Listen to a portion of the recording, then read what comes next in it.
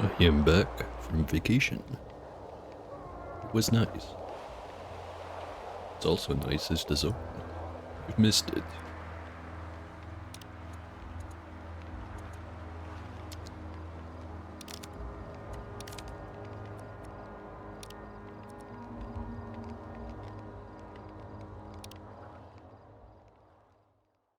Now, if I remember correctly, last time I was playing, made my way back over to the Duga because I wanted to check out the last couple of stashes.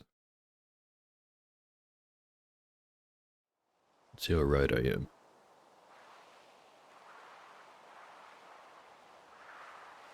Pretty right.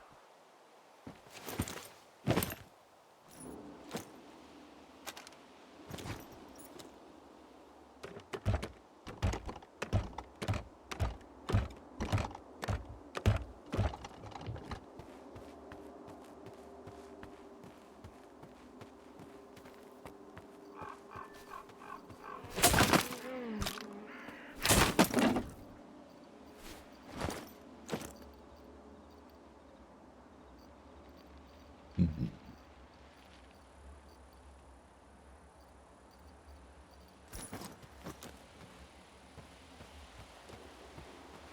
Should probably ditch that AR.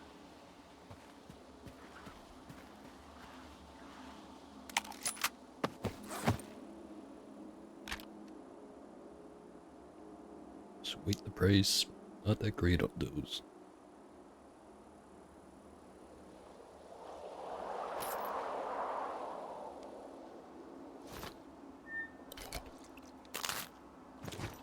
Oh yeah, I suddenly reminded myself, there was a big ol' patch they put out a couple of days ago. Apparently, well, not apparently, but one of the interesting looking changes they did was, the kettle, uh, artifact. The one that I found in that, house surrounded in the fog cloud. Apparently it doesn't do random effects when you eat food anymore. Now it's always the same effect depending on what kind of food. So we're gonna have to test that thing out again.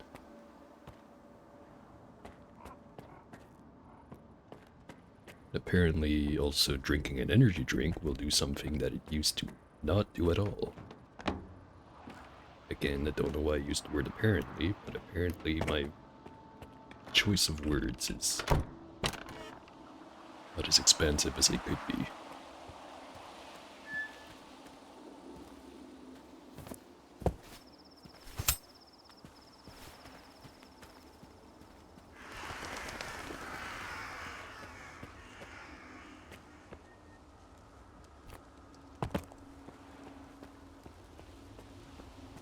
Notice the dot is on the screen again. Should not be.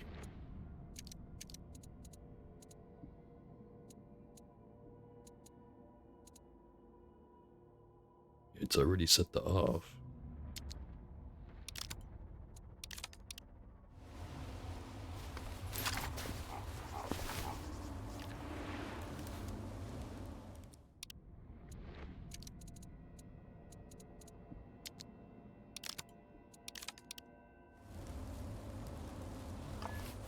And yet it persists.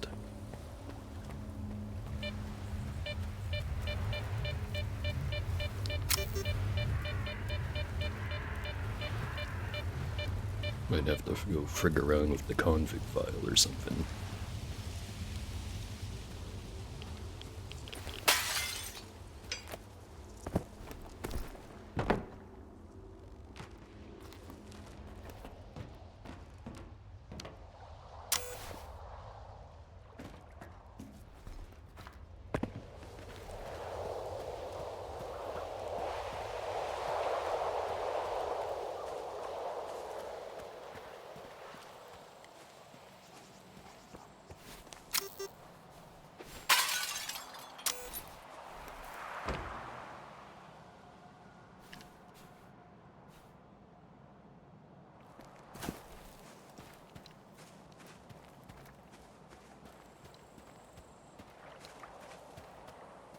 I'm gonna try.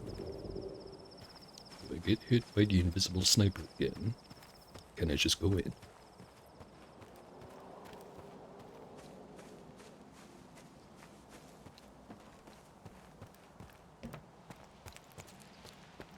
Seemed safe so far.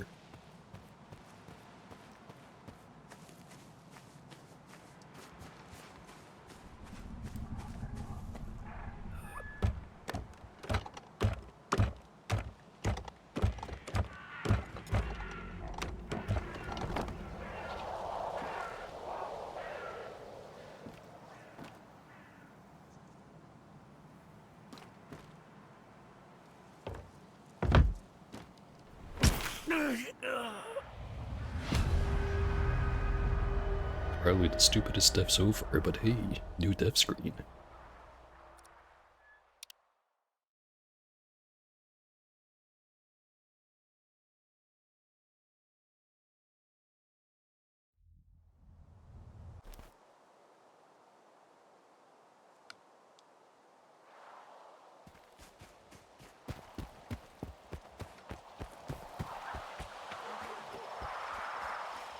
I don't even know how I accidentally fell off that ladder, but I sure did.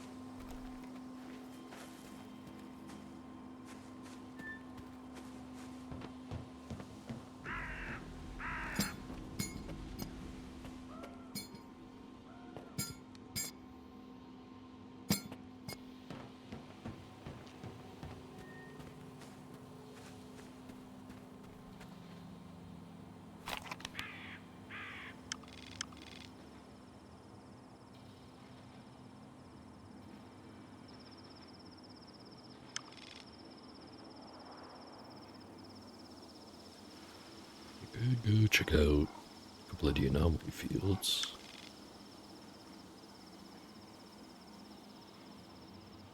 I think there might be one at the boiler. Won't be anything at the fire depot or the garages.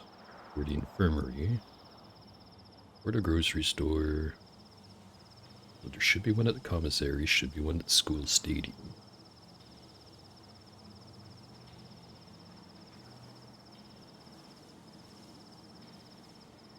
Start with the boiler.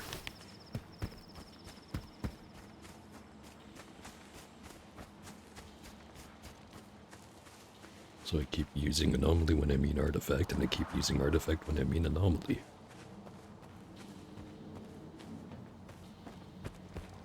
Only they were both equally numerous.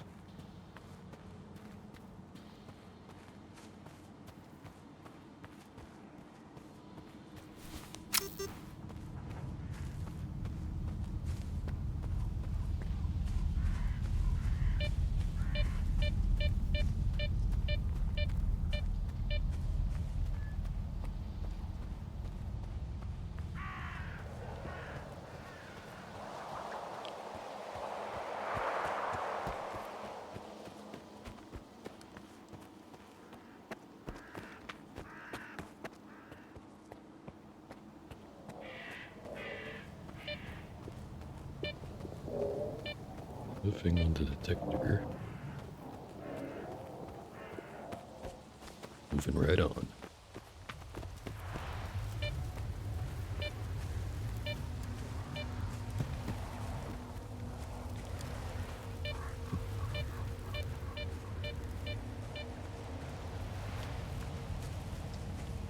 Let me just check if I turn the FSR back on. I did.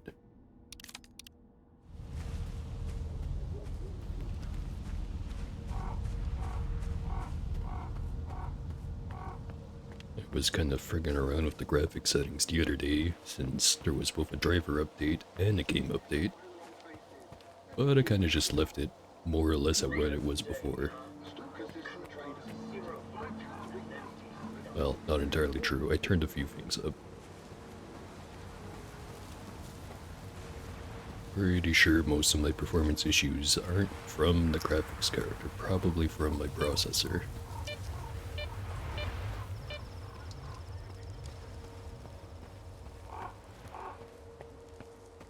Okay.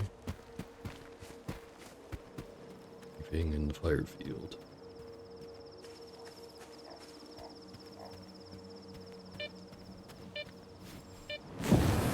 Fire.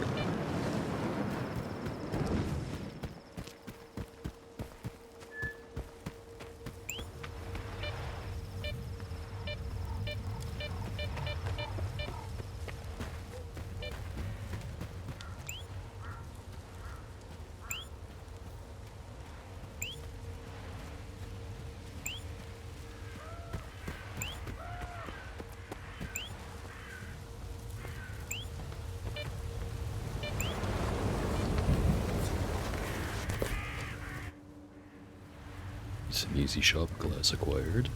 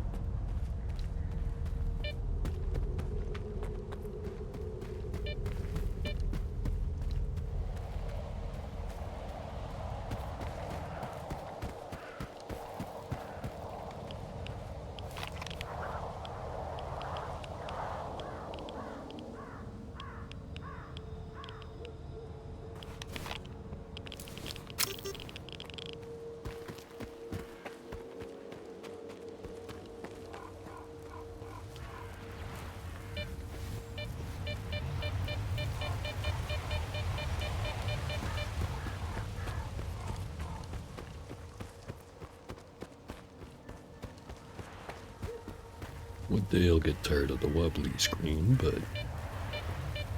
the increased carry weight is just so damn good.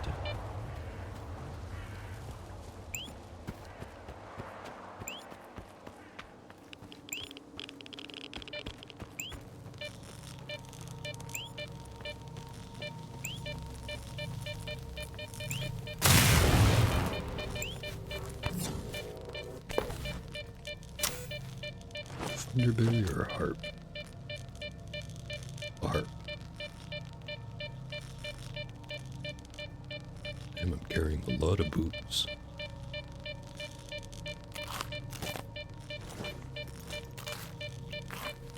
Should go sell some of that.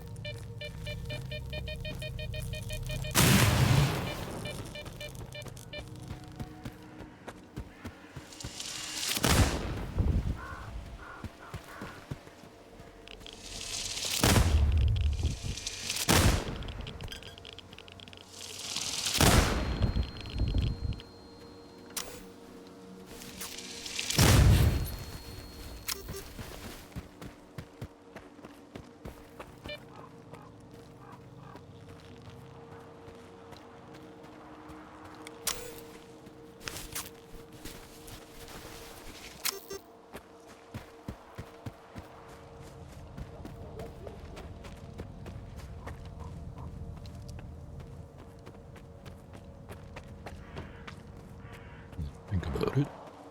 Should have access to the rest of this building.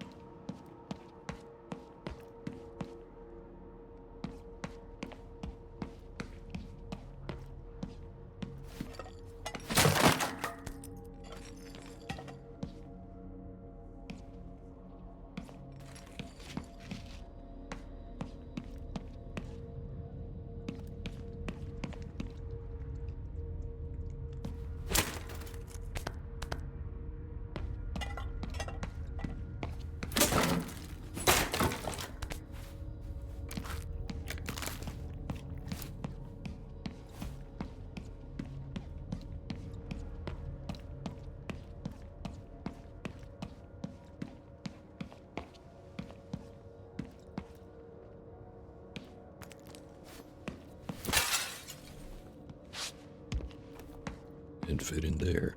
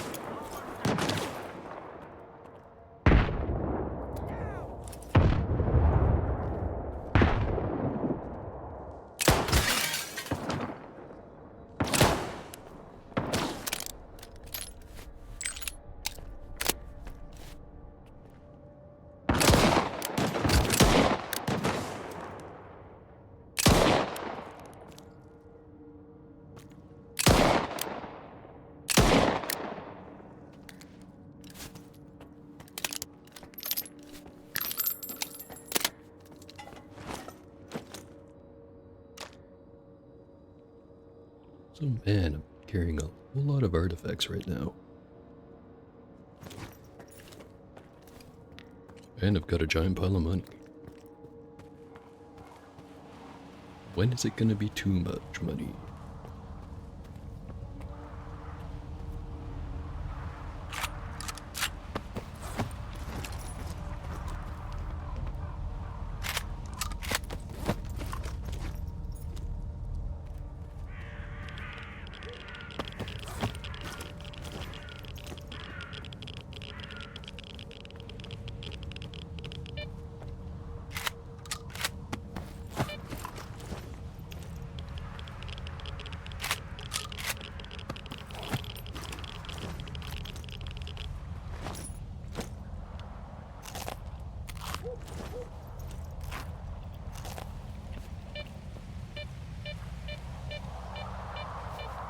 Disappointed that the red thing I shot at did not explode.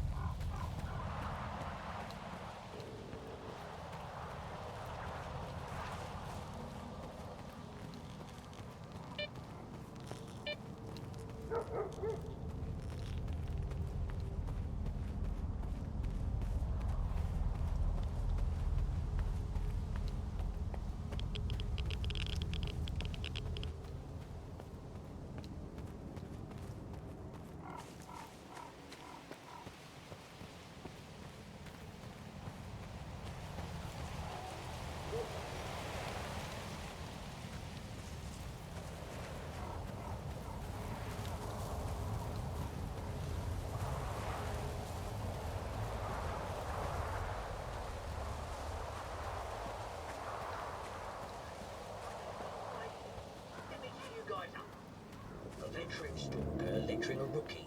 Now, remember, always partner up with guys who can't shoot or run. They'll keep the mutants busy, and there's no chance they'll shoot you in the back. Well, thanks for trying. Talk to our boss. Talk to our boss.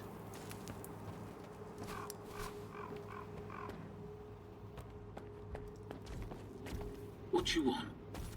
You the boss. Well, here we are. Do you need anything?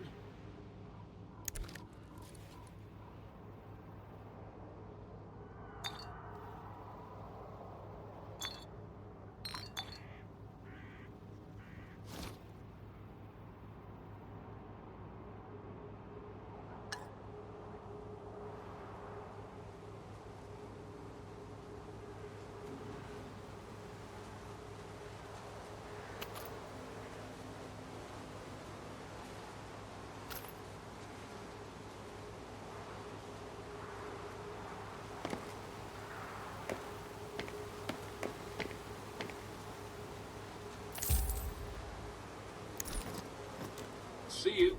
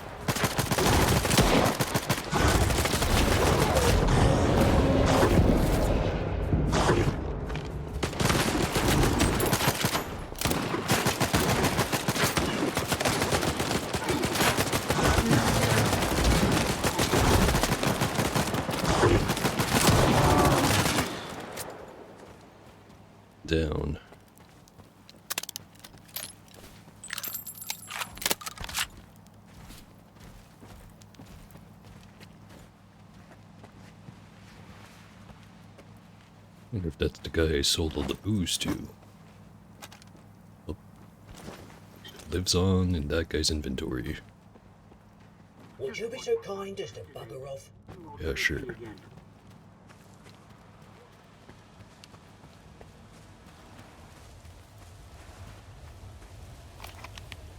Right, so that's the artifact hunting done. Unless if there's more to grab over here, but probably not.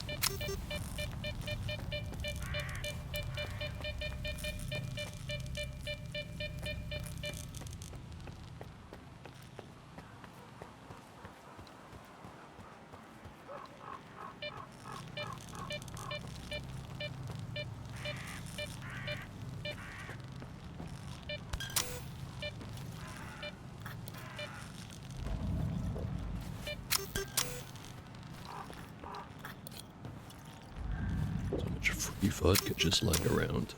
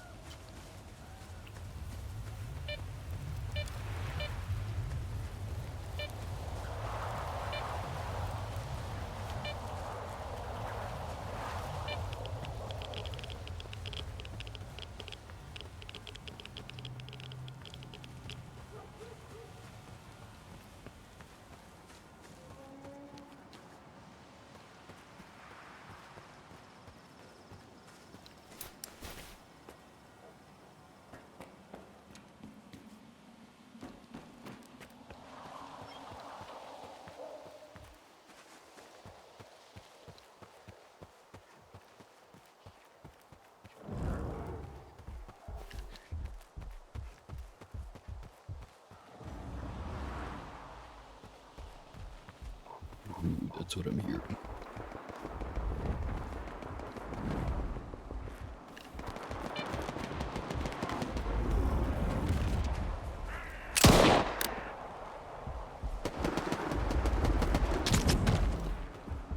Alright, I see how it is.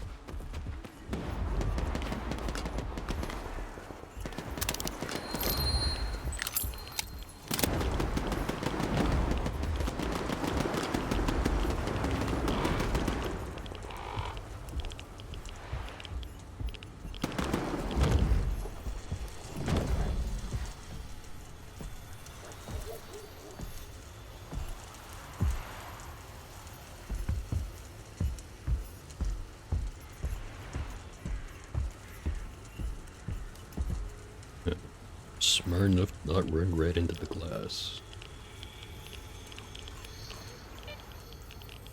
Honestly, did not think would be.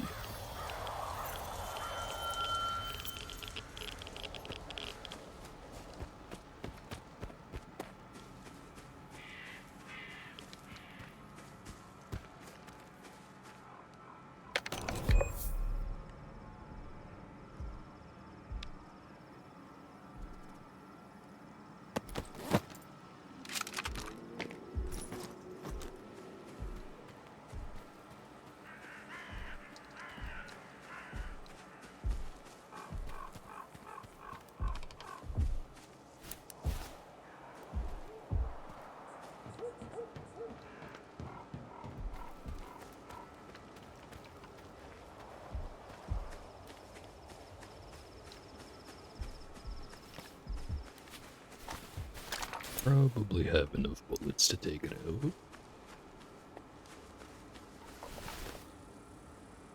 Yeah, let's give it a shot.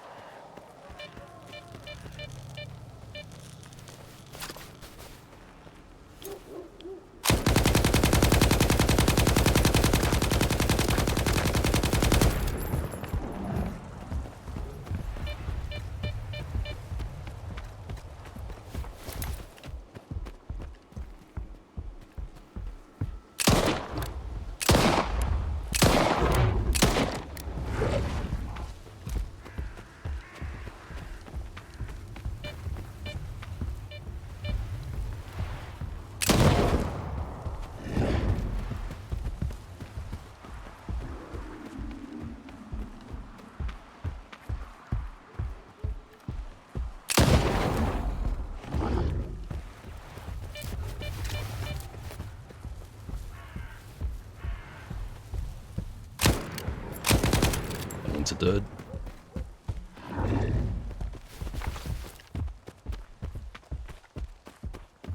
As long as I don't run out of stamina, it should be easy peasy.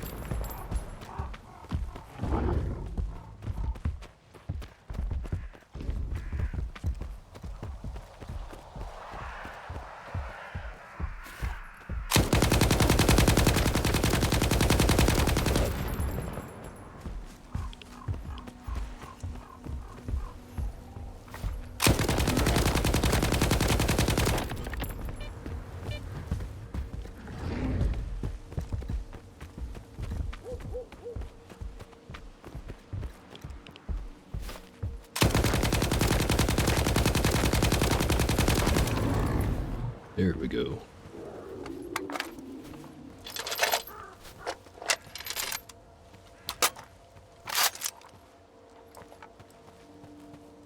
Still ugly as ever.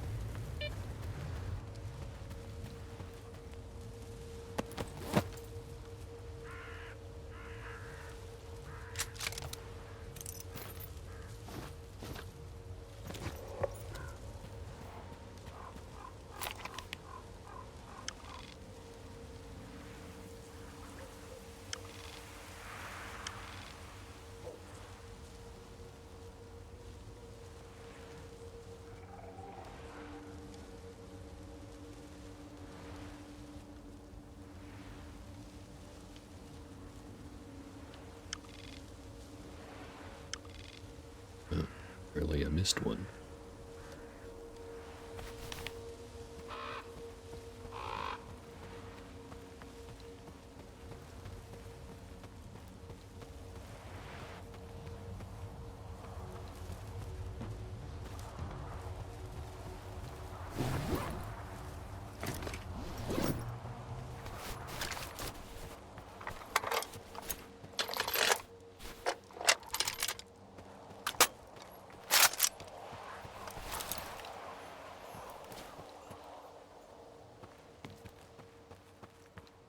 It's one entrance over here.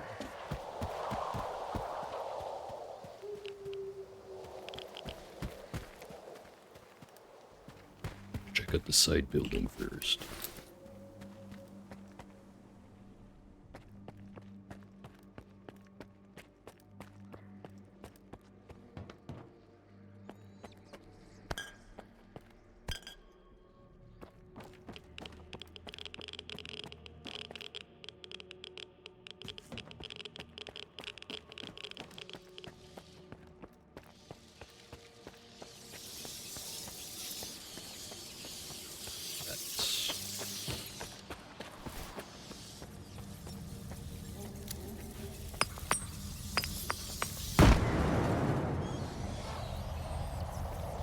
Got most of them.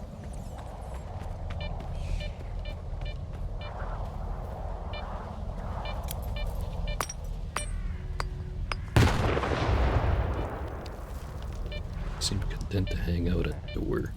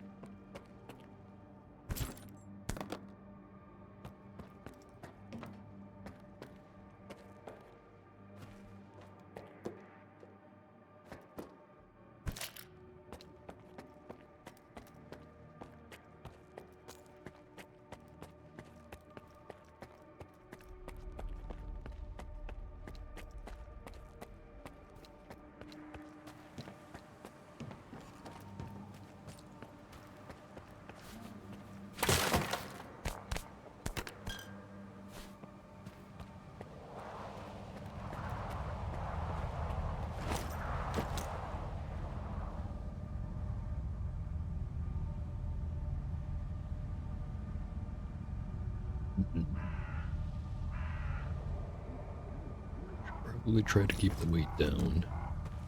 On the other hand, I like stuff. I want all the stuff.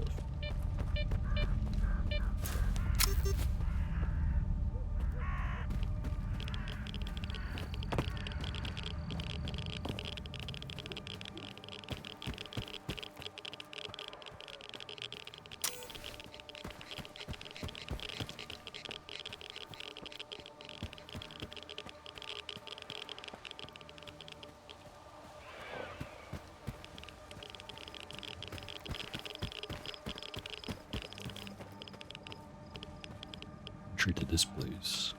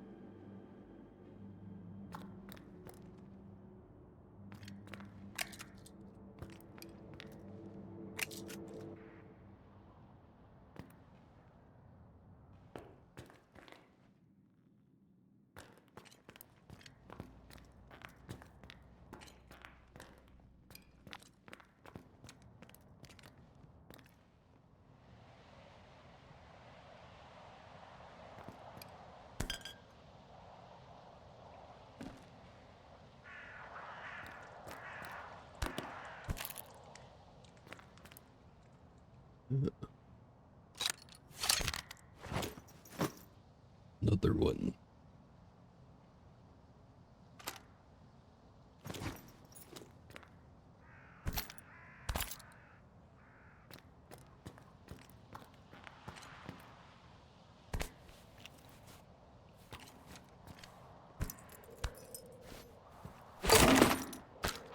It's too bad I didn't check this place out before fighting the pseudo giant.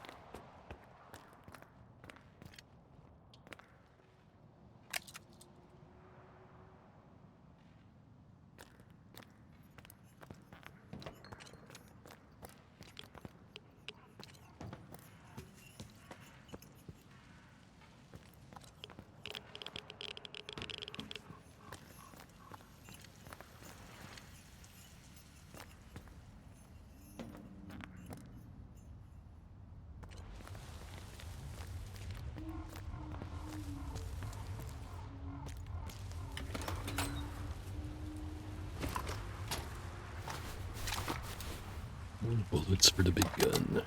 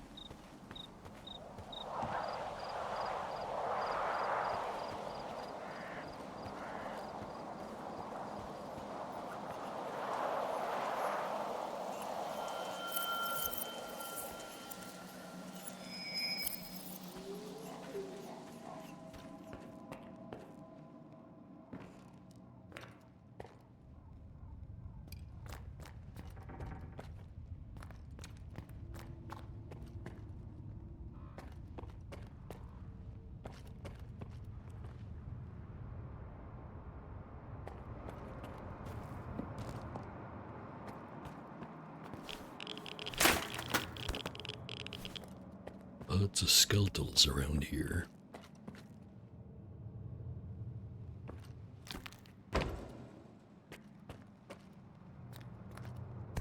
Some more toilet vodka.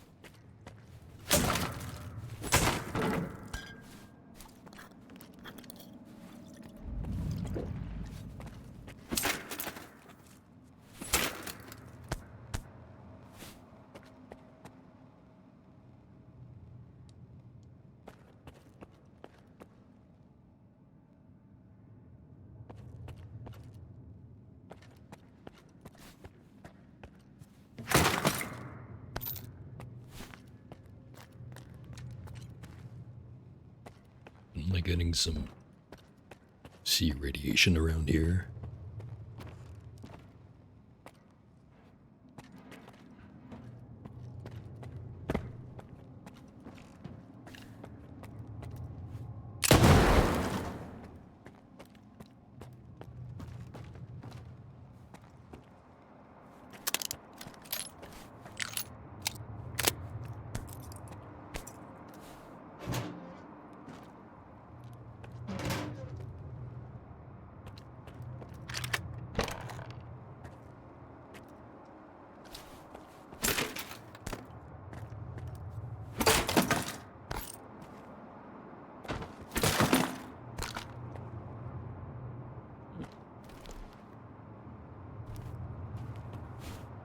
I think I've seen such a well-equipped corpse before.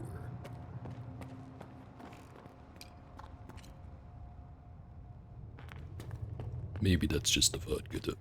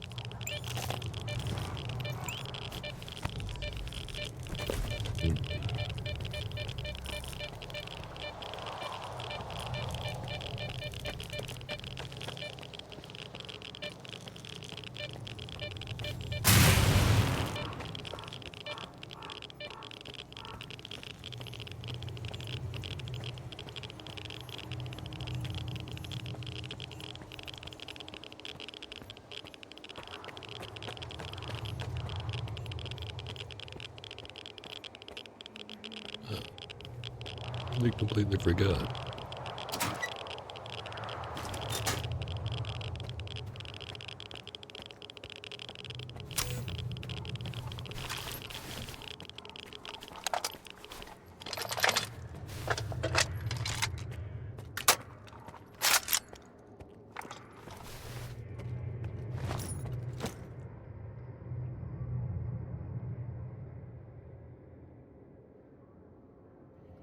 We dumped some stuff.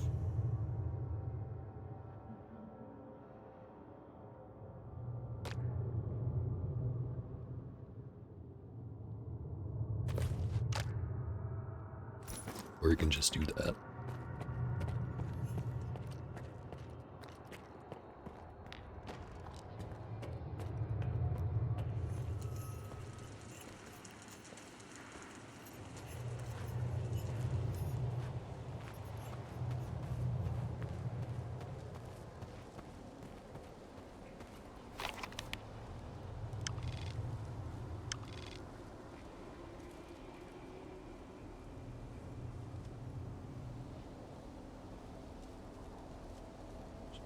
This fenced in area. I think I've been in this spot. This is where I killed Faust. One's outside the wall. And there's this.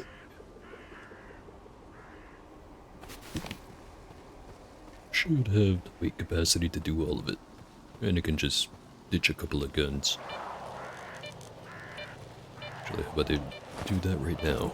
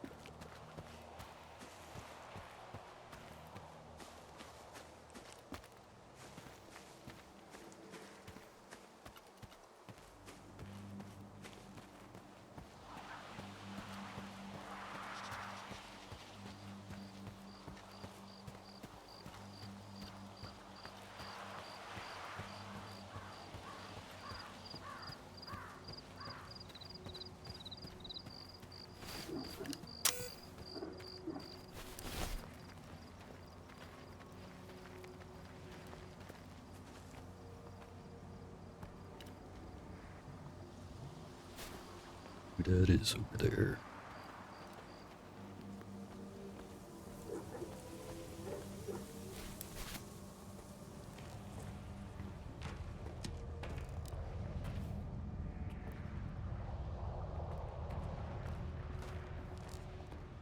Stash must be on the roof.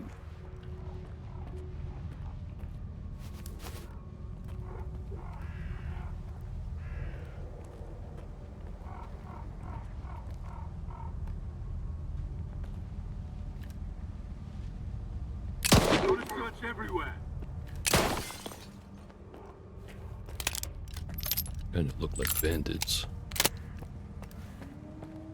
And they are. Or were.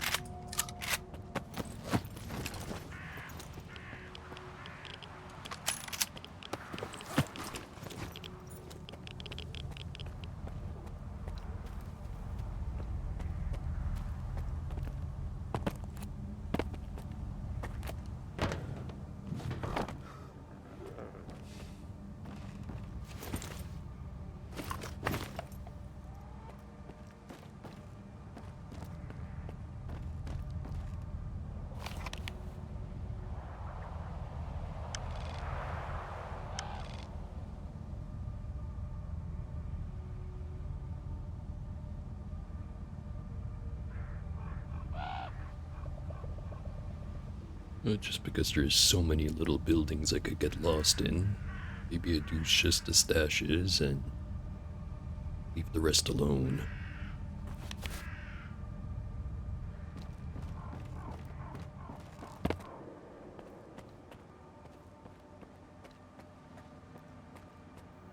Leave the rest of it for once I start doing modded playthroughs, where I actually do have to scavenge every little bit of it.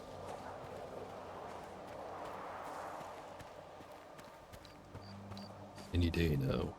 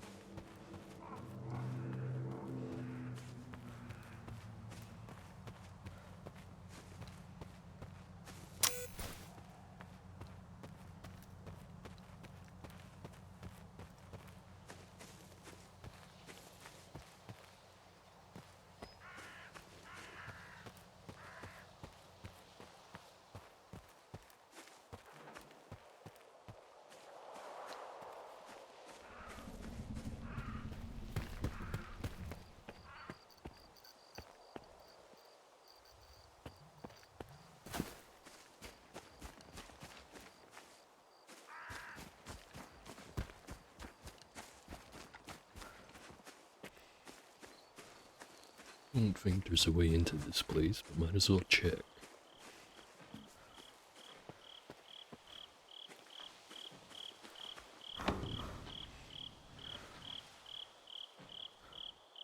Yeah, it doesn't seem like it.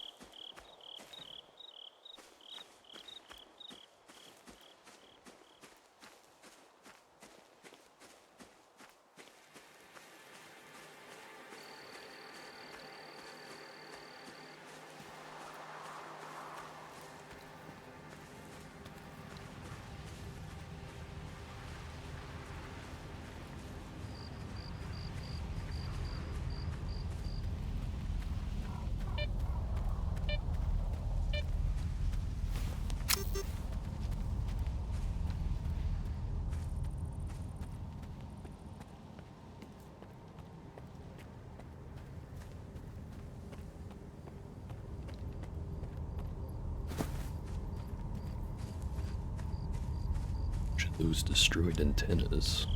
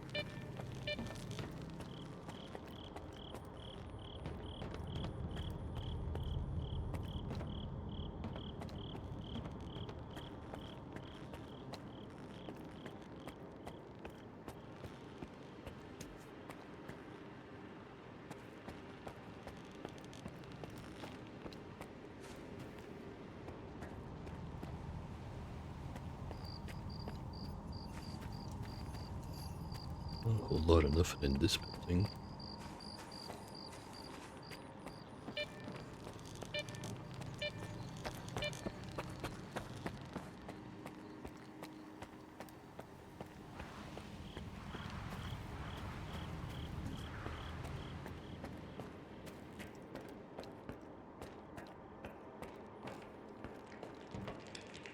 Same thing for this one.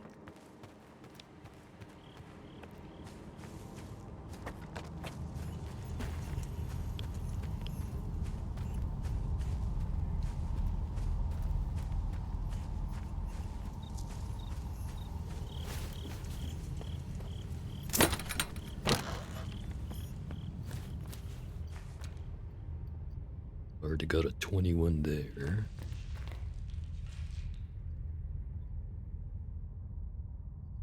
Just need 2 more numbers. Hey, there they are. 2110.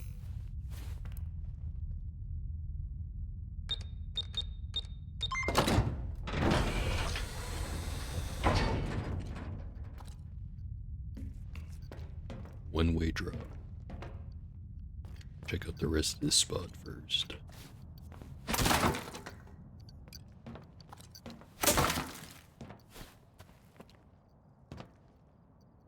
That's the way back up right there.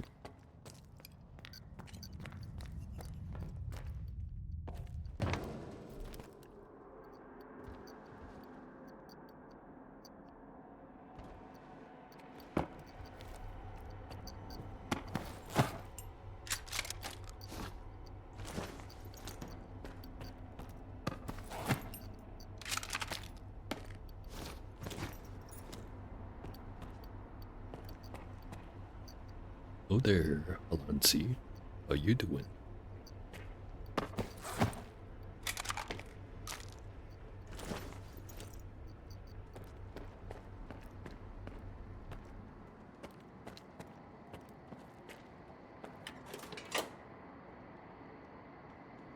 High capacity Mark 1 magazine.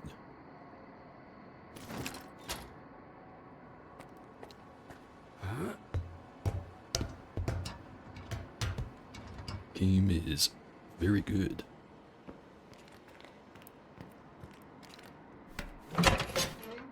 Just kinda wandering around looking for stuff. I'd say I found quite a few things that could be considered stuff.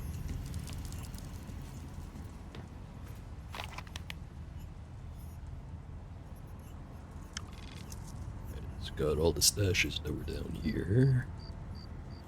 Probably run right back over to Malachite. Hopefully they're open again.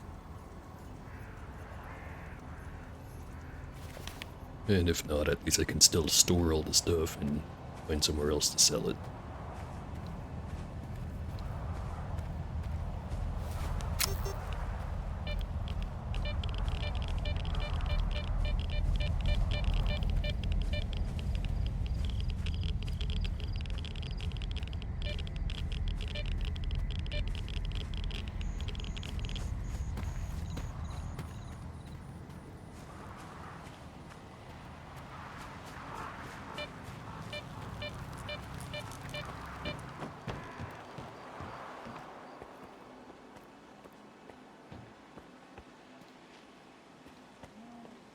It's awfully similar to those rooms I was fighting my way up to the Faust boss fight.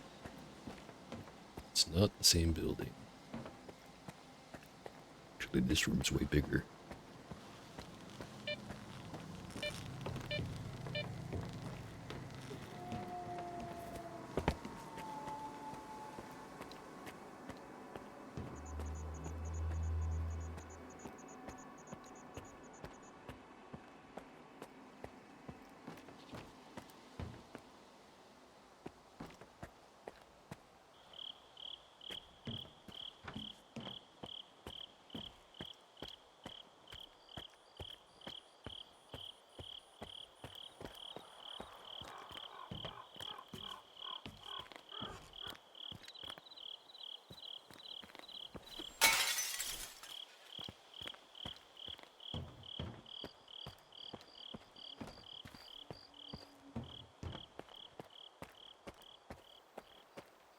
Definitely not much to loot around here.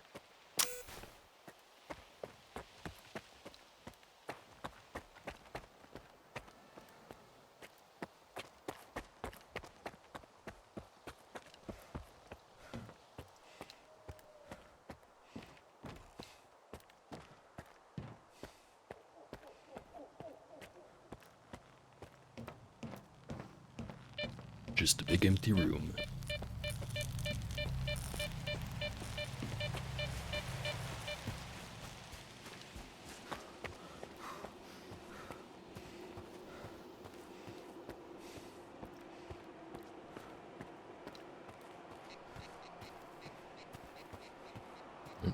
See ya.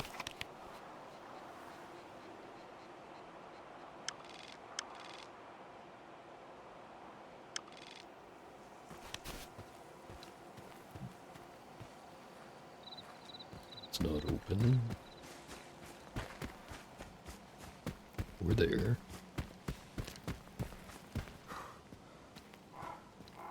Keep going around.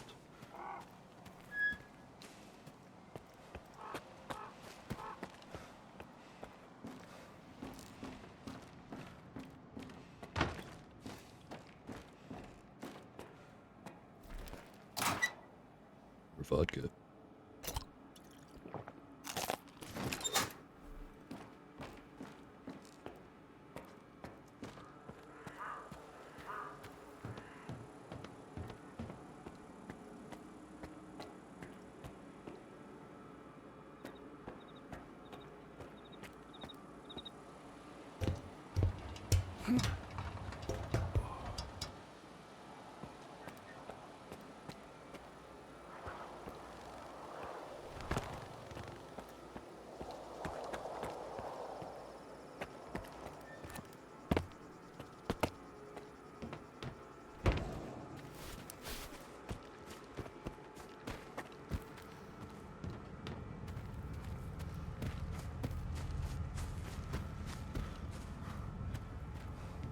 Now it's funny. I said I would not loot these buildings. Yet here I am, looting the buildings.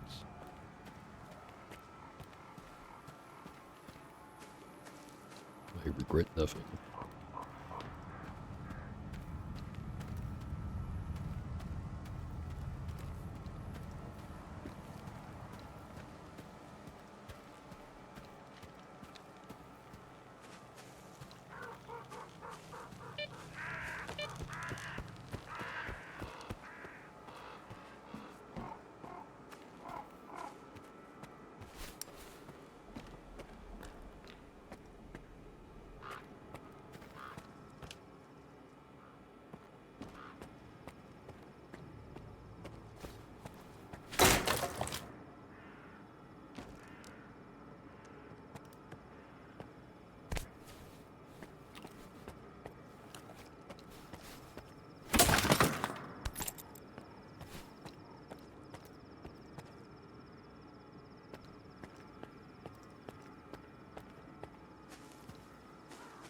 Dependency.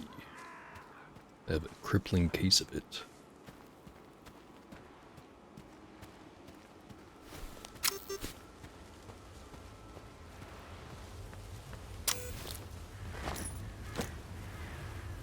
Yeah, I think right at the point where I should probably run right over to Malachite. Try to ignore everything else. Well, where the hell did he go? There's only two left. I'd rather... Well, well.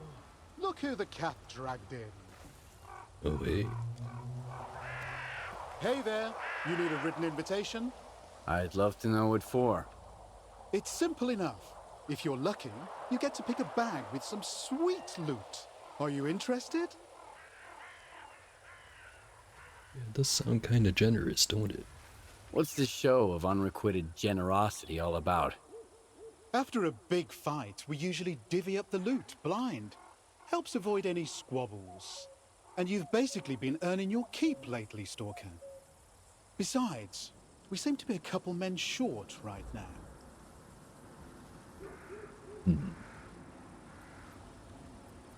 Well, I'm not one to turn down free stuff. Let's give it a try. Okay, so which one's speaking to you? Left or right? Right. The one on the right. What the fuck is this guy doing here? There are two of you, and there are two bags. What's your problem? What? I can't take a leak without the rules changing. We're letting outsiders in now too.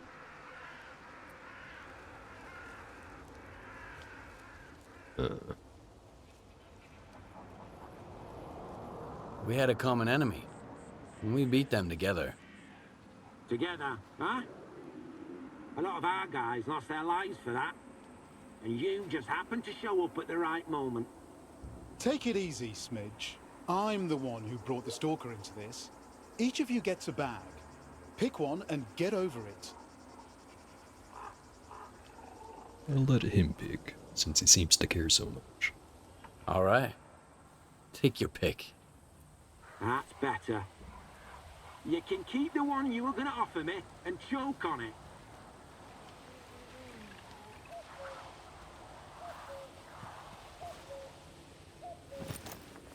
Vodka.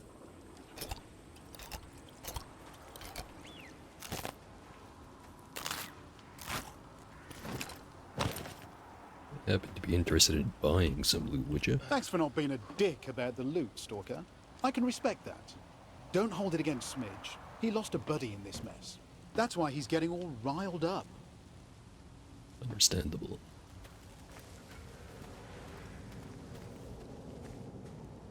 You did the right thing, Stalker. Letting one of ours take his pick. You gotta respect the rules after all. No way. This stalker's been through a ton of shit with us. And you guys still treat him like crap. Like, you ain't one of us. Get lost. Keep it up, and your own guys are gonna start bailing. Not that hard of a choice, guys. Also, as for the whole being a hoarder thing, yeah, definitely guilty of that. Right now, the mythical weapon that I'm always waiting for the right time to use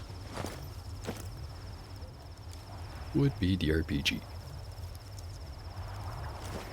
Got, like, I think 8 warheads in the stash, plus the one I'm carrying right now, which I did unload this. Yes, I did. Another one that used to be like that was this machine gun. But I did finally get around to using it. It's pretty fun.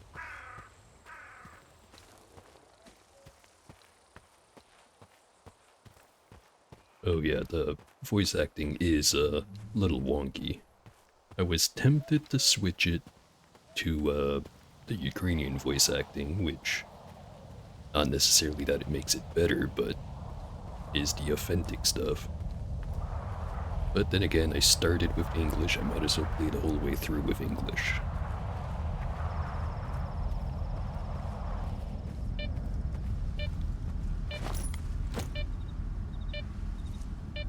Lighten up a bit. Vodka.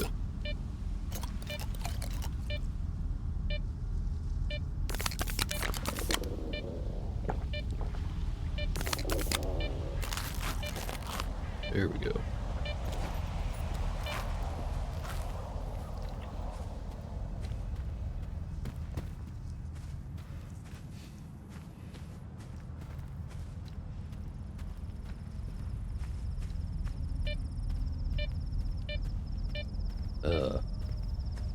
Yeah, the original trilogy was in Russian primarily, right?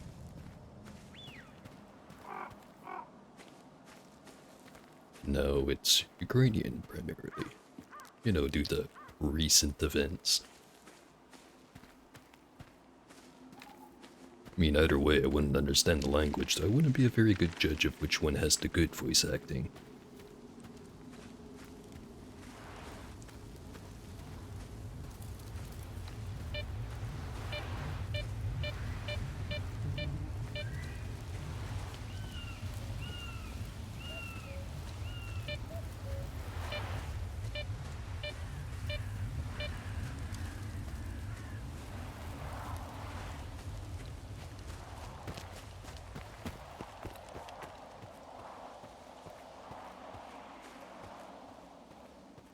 Well, you say it's bad, I'll take your word for it. But, sometimes there's, like, a kind of charm to the real stuff.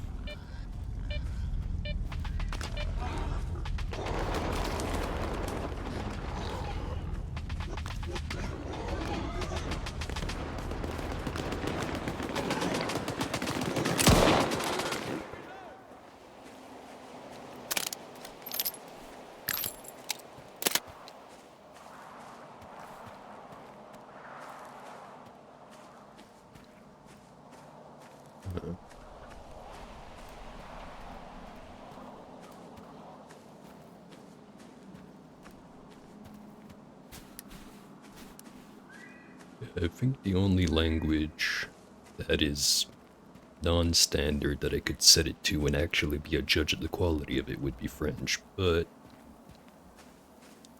not really interested in playing games in French unless actually there's one game I can think of that I would like to play in French, and that would probably be shoot, what the hell's the name? I Divine Cybermancy. So I know there's some weird quirks of the translation.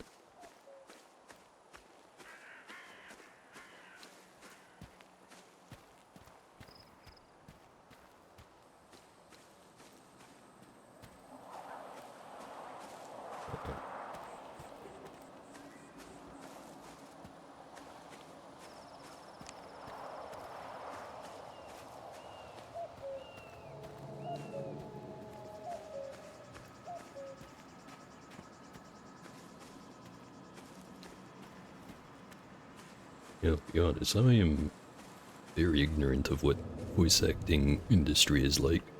The most I get is people bitching about what people said on Twitter, and I don't go on Twitter, so what the hell do I know?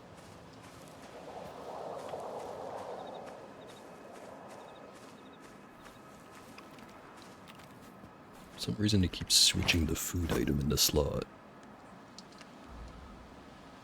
Yeah. Worry about it.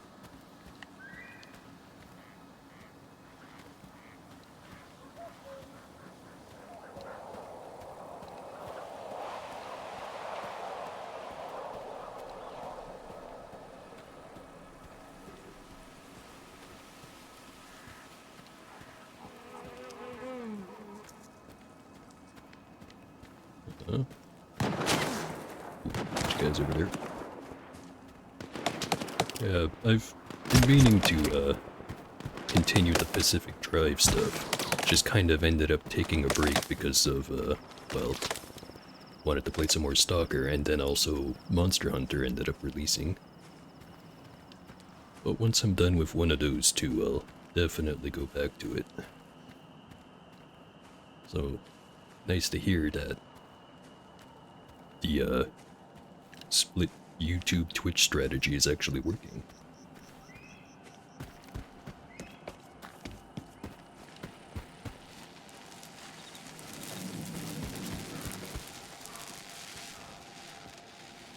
Not sure what it is about this area in specific where if you turn around too quick, it does that thing on the screen.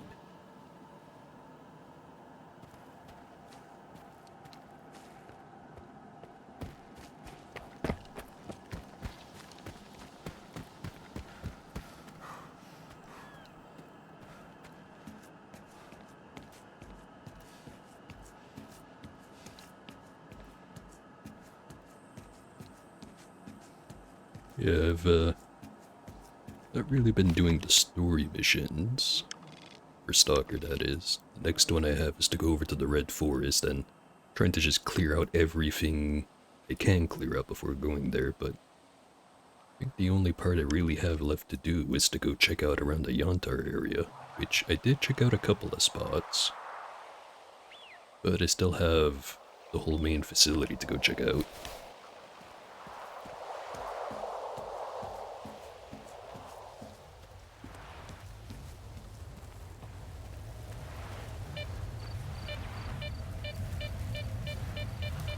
Yeah, it's definitely a lot bigger than the older games.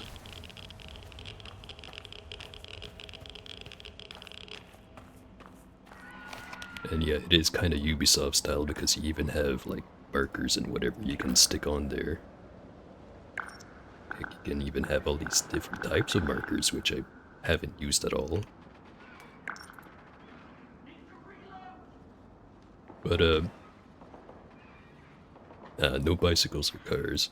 There are guides at all of the major bases that give you an option to pay them to fast travel to any other of the big bases. And if you've played the previous games in the trilogy, there are some areas that come back, like the waste processing station. It's just kind of in its own spot in the map. Usually this one's in Satan, but, well, Satan's all the way over here now. Support cranes are there, there's the repair quay, ranger station, Skadovsk. Then there's the garbage, which is all the way over here, which has also got the areas from Dark Valley, like the bandit base and the, shoot, I forget what the name of the lab is, but, you know, that one that's there.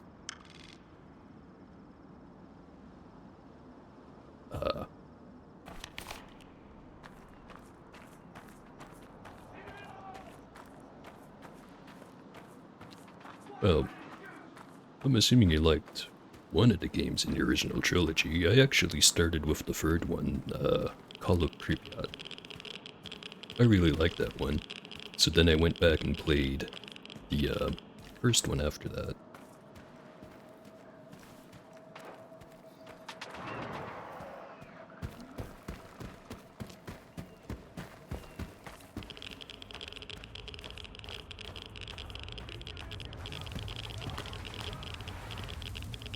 This guy's stuck.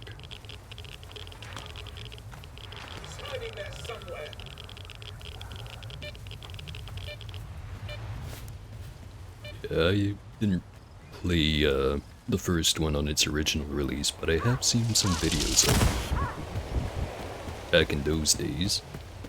And oh boy.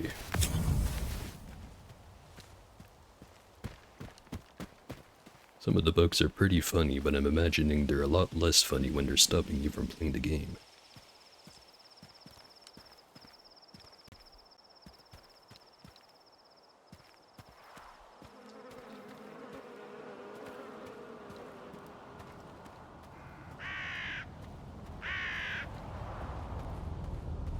It actually reminds me of my favorite bug from Call of Pripyat, where you won't spoil the quest line, but you do some quest for a guy in the first area to find who's been killing dudes, and eventually you find him.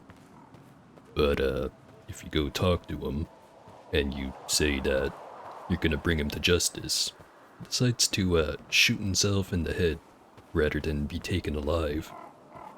And there's a very funny bug where he'll put the gun up to his head, go to shoot, nothing happens, and then he just crumples over the head.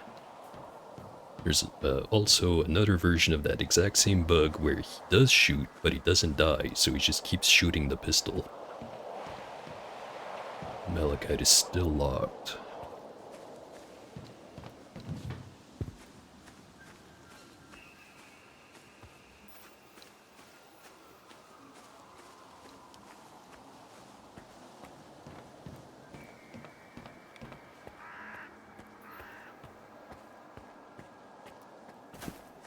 Sure hope the secret entrance is still open.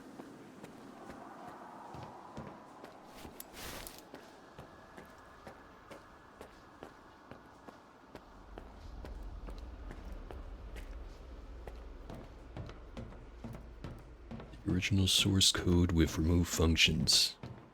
Talking about the Lost Alpha mod, I think. You think I could become a stalker? Reminder to all research personnel. Everyone has to fill out the safety training form by the end of the month. Let's go for a walk. Doors closed, but everyone's just chilling in here. I need to think it over. Grab some bolts too. It's all happening so fast. I wanted to take the reins at Malachite, sure, but Not like this. This is horrible. I need to speak to Dr. Dallin. As for the Colonel, I'd rather not. Maybe some other time. Right now, I need to get everything in order and prove that the professors... that my team is making a great contribution to scientific progress. I have to ensure their future. I'm sure you can relate.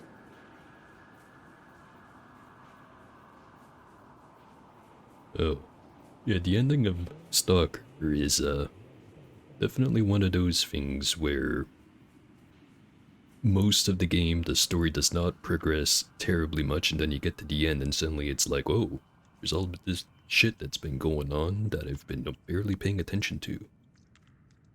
Or maybe that's because I wasn't paying attention.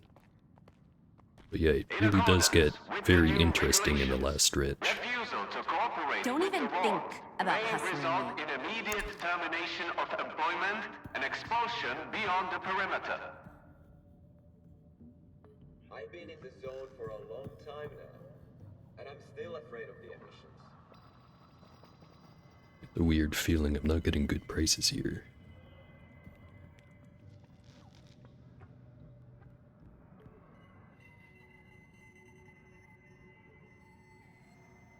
Let's see, cheap artifact, 3,750. I think I'm gonna keep my stuff and sell it somewhere else. Yeah. Yeah, the Pacific Drive ending was... I won't say it's bad, but I just kind of expected more out of it.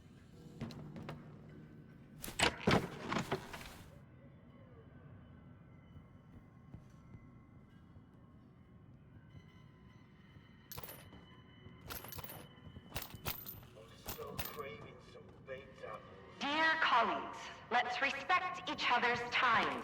Assignments with a guide are pre-scheduled only.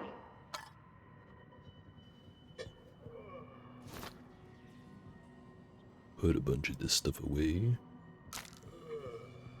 Sell it later, once I remember it's there.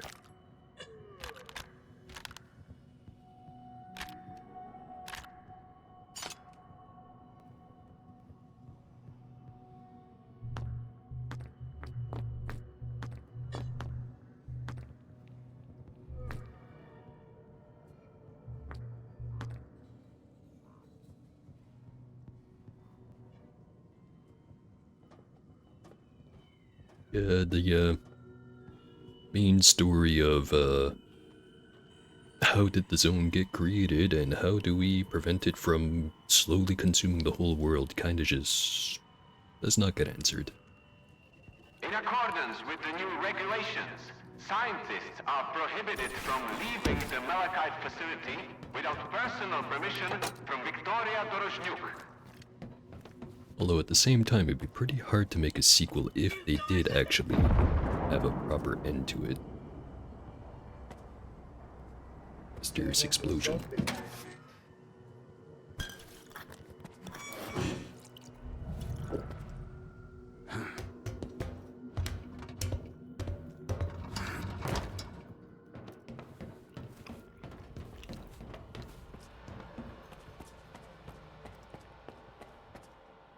Actually, now that I think about it, there's no clear reason for why your guy even does go into the zone, although... Oh wait, I remember. You're not really going in there on purpose, it's more going in there because Whoops drove a bit too close.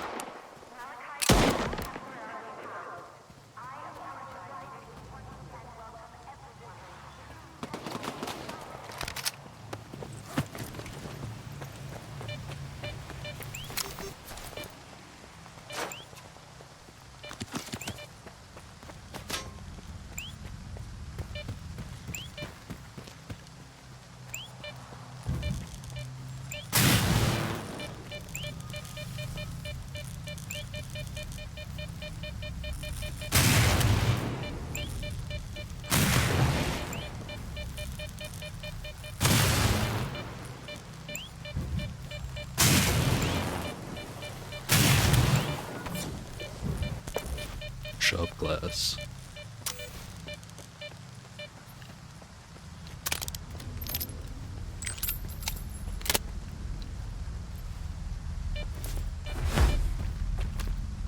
I think the main reason that you're stuck there at the end is in case you just want to keep playing the game, which is understandable.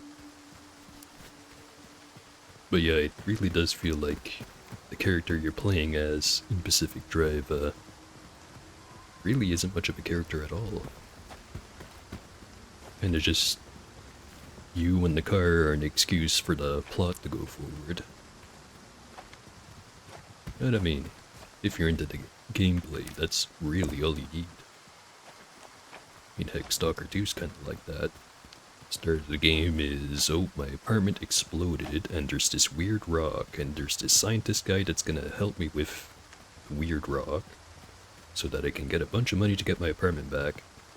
And then, you know, play through the intro, and then it's just, okay, well, you're in the zone, go have fun.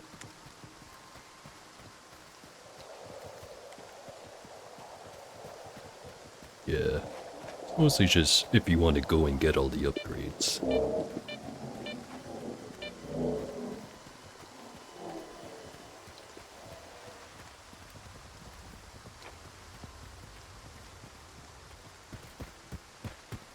Like, I know that by the time you get to zone, or the third zone, which is where all the actually really dangerous stuff is, and also where the super rare resources are, there's not terribly much game left.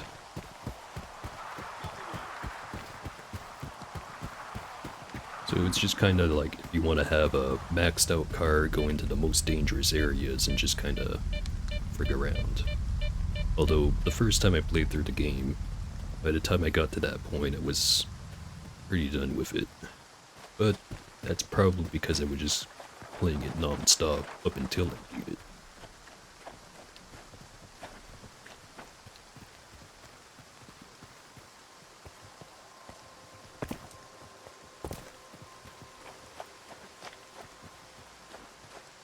Wait, stash right over there I wanted to go get.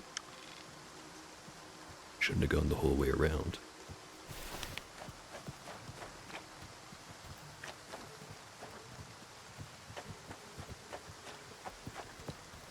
Well, if I remember, there's also the audio logs that you can find, the one with the story from the journalist, which takes a while to get all of them. That's one thing you can grind for once you're done with the story.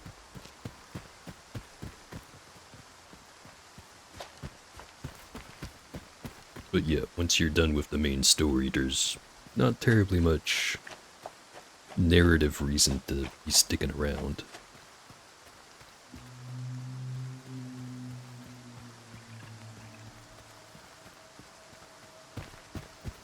Yeah, having a car would be fun. Funny story, there's actually a little side mission where a bandit tries to sell you a car. Obviously it's not a running car, but he's trying to sell it to you anyway.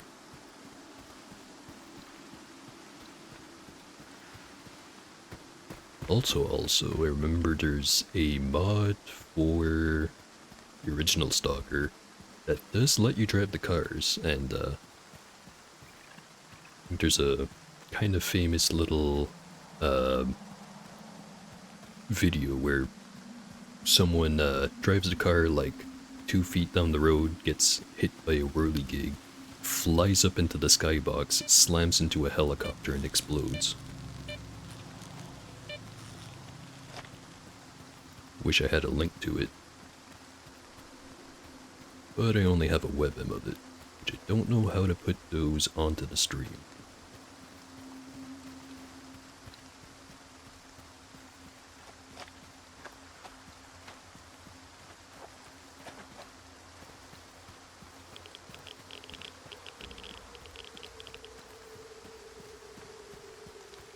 Yeah, I can't entirely blame him for removing vehicles from Shadow of Chernobyl, just because maps really aren't that big. And so either you'd be skipping over nearly all of the travel. Oh shit. Psydog. No wait, Sea Dog. Pronouncing that wrong.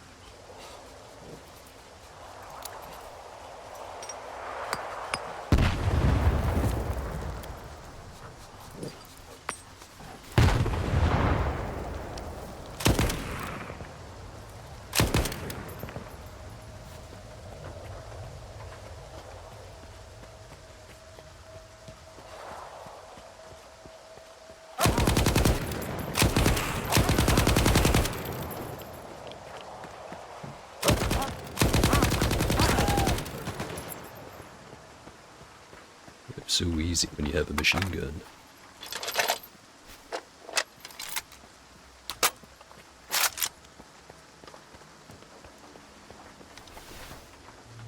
But yeah, like you said, the maps are pretty small, so either the cars would make it so traveling through the map would be even quicker than it already is, or the car would just instantly explode upon running into the smallest of inconvenience. Which, boys, there are a lot of them, and they're called bandits.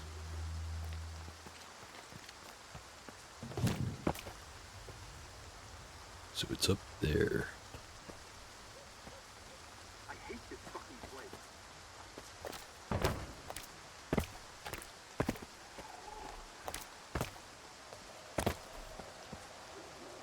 It's even more up.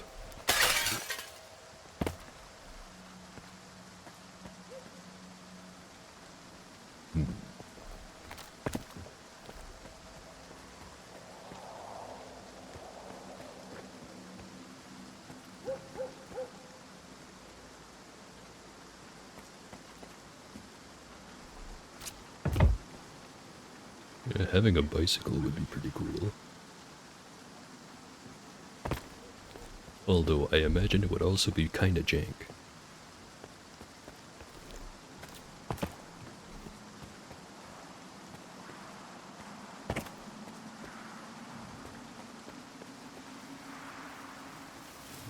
Get up on the roof.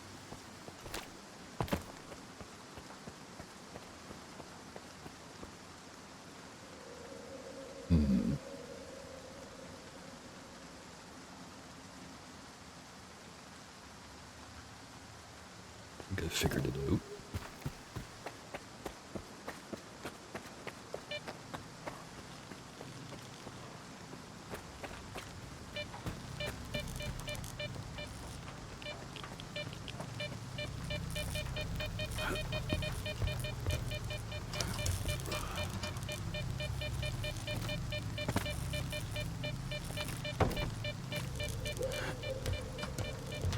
If I had to guess, the main reason not have a bike would be that the rendering distance is already kind of an issue with the game. Hence the weird behavior of the A-Life system. So having a bike or a car would probably make the engine shit itself really hard if you went too fast.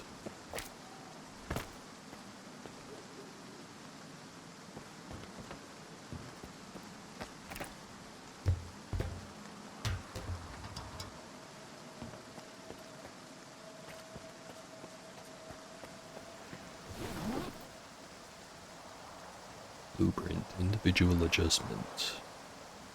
Customizing the grip to match the shooter's hand maximizes comfort when handling the weapon. Or the APSB.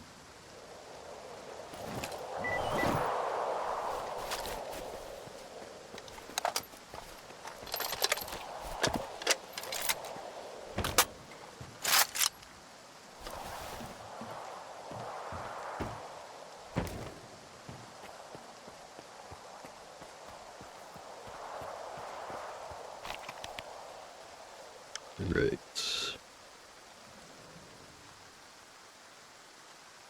Suddenly reminded that I wanted to test the artifact that they changed. But I'd have to go all the way back to Malachite. I'll go to Rostock instead.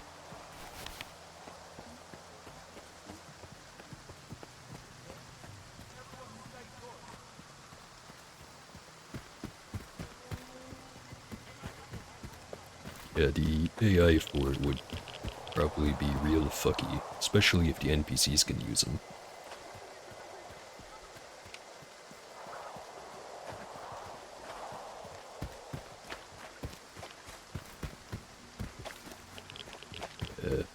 And even if the player was the only one who did have a car, it would probably, well, run into that same issue I mentioned where like, either the car would trivialize everything and you can just speed past absolutely every enemy encountered to go directly to where you want, or it explodes at the slightest inconvenience, and then you're just kind of wondering, why the hell do I get into the car? I just drive 5 feet and explode. Or it would cost too much to repair, or some other annoyance. I don't know. I don't balance games, I just play them.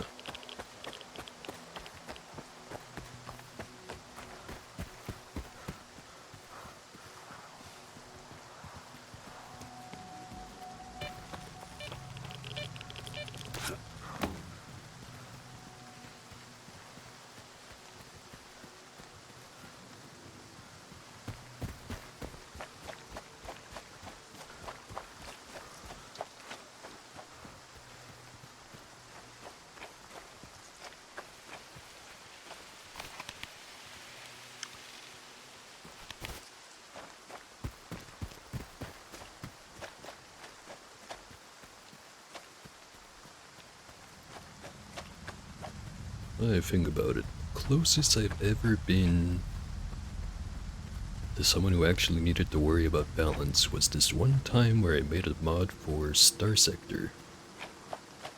You know, just to see how hard it was. Made a mod that added a new type of fighter you could stick on your ships. Was a miniature Doom class. Wasn't very balanced, but it was fun.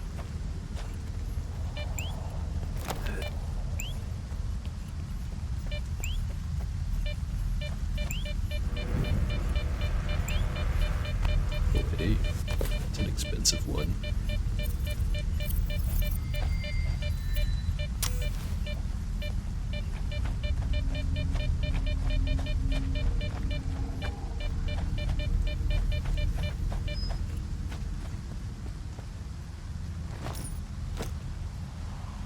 A compass.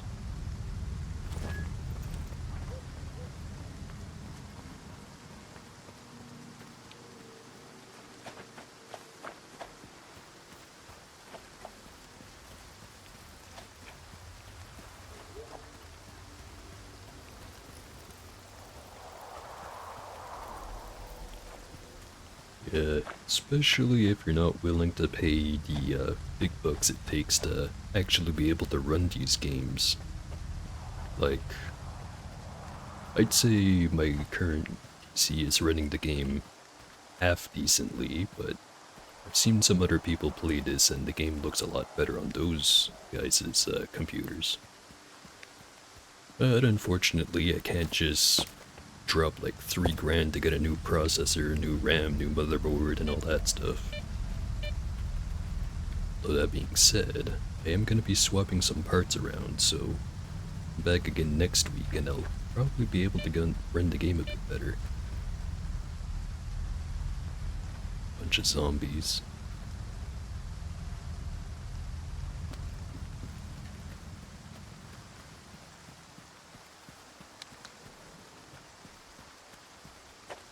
Still got a 1080.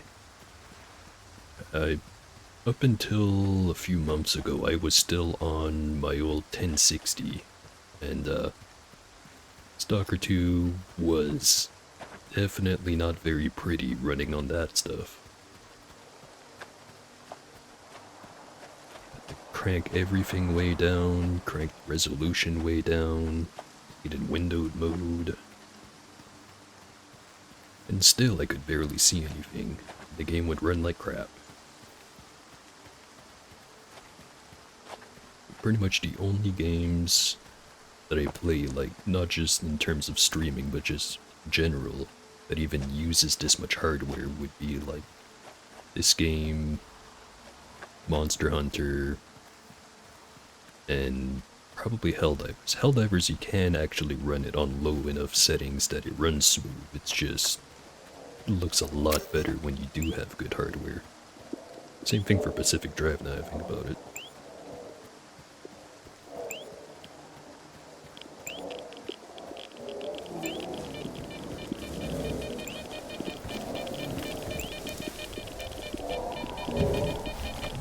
Gotcha.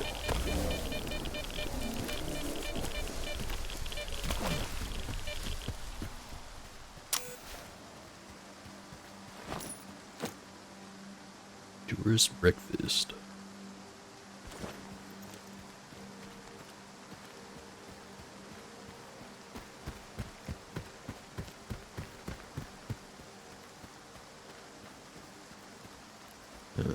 Someone forgot their sausages.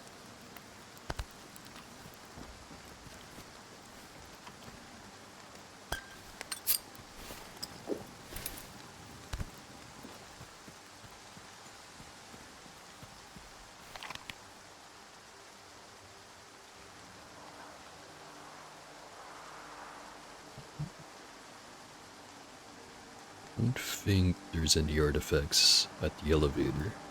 But I do know there's one at the gas station over here. Swing by that way.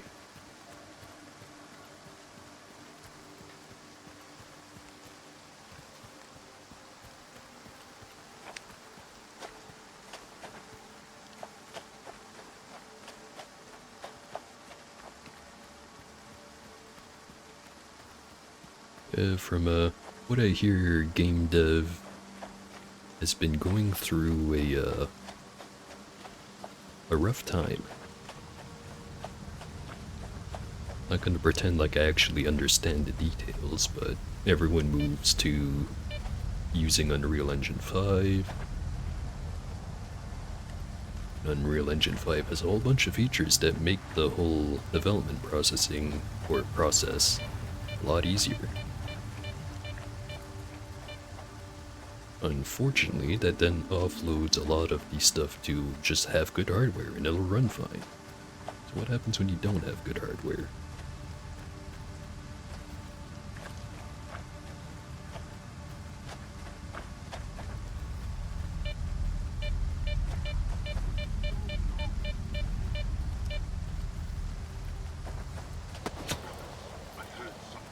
Dudes.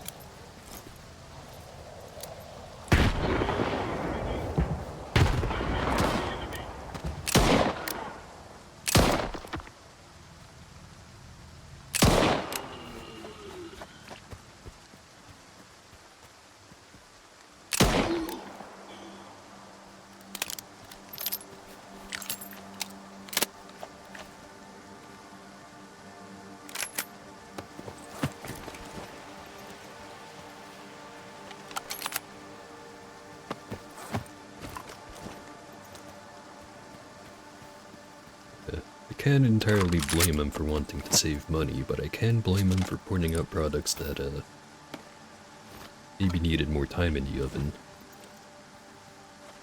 Although then there's also the financial reality of a lot of them reach a point where it's either we release the game or we shut down the studio and never release anything. So you just kinda end up with a game that you have to wait until it's actually finished after you've already bought it.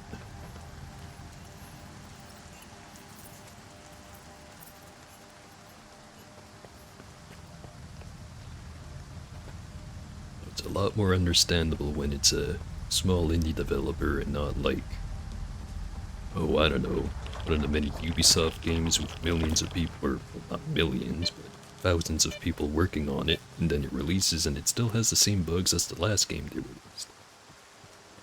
Or another really good example would be Bethesda games.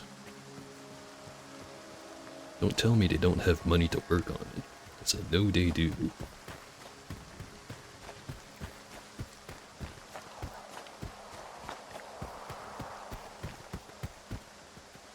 Right, I have to go to that gas station.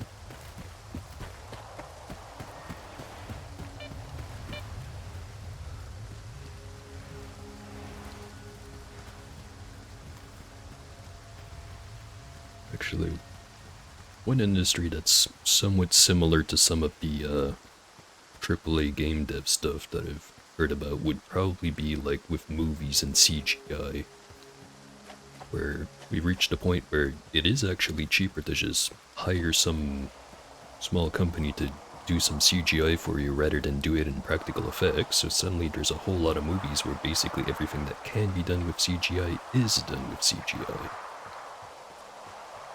Although I'm kinda talking out of my ass, I rarely ever watch movies. I just kinda listen to the gossip.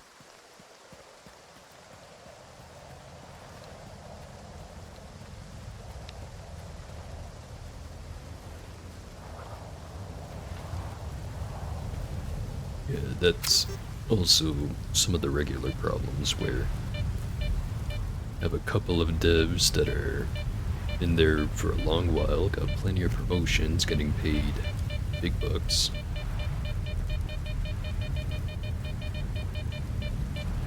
And then suddenly the game needs to sell a whole lot more to make up for all the development cost. I know that Microsoft tried correcting that problem by having a whole lot of people working on their games be temporary contract people, which I think also didn't have a very good effect.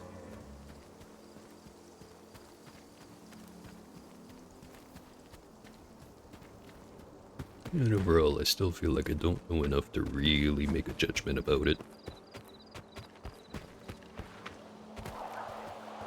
It's not like I've ever worked in the industry.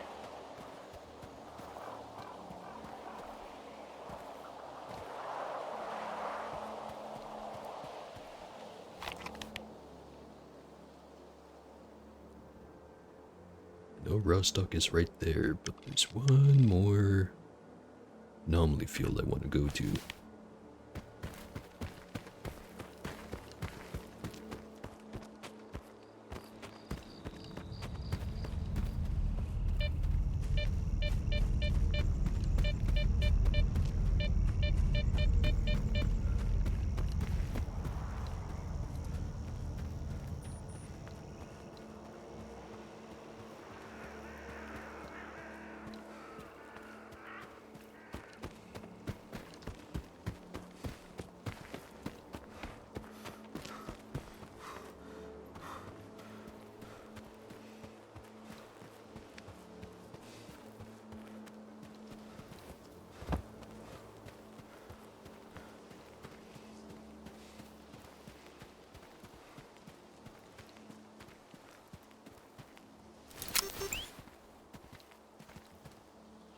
Game's getting choppy.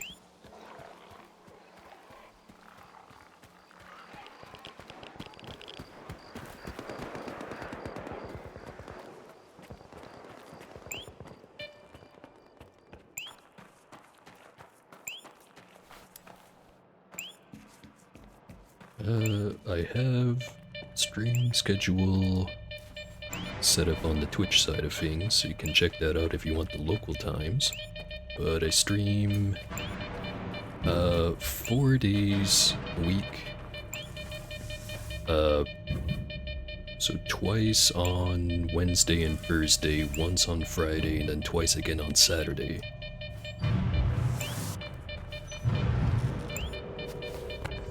After Harp.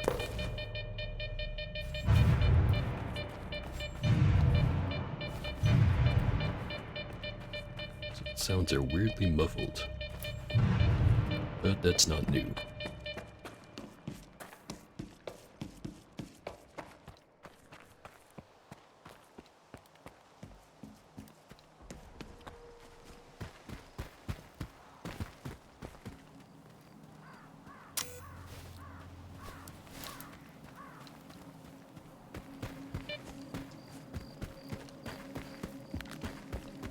Now I go back to Rostock. No more detours.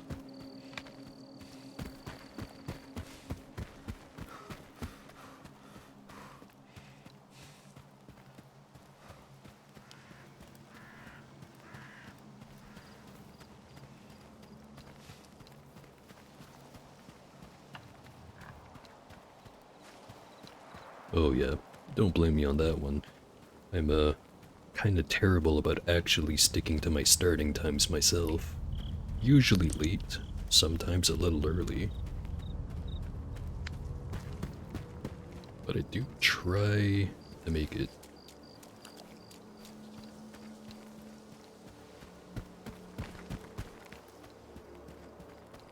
So, thanks for the follow. Makes the number go up.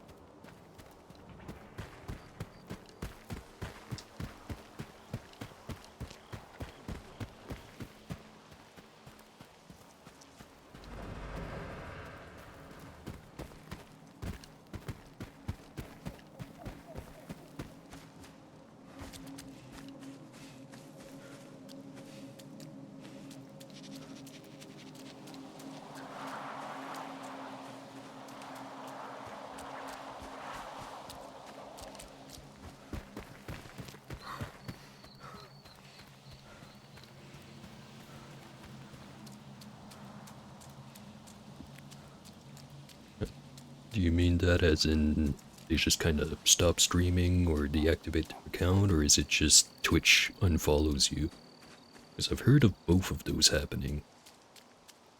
And I promise, or at least I'll try my darn best not to suddenly disappear. No plans on stopping. At least not just yet. I will warn you if I ever do. Just kinda seems like the right thing to do, after all.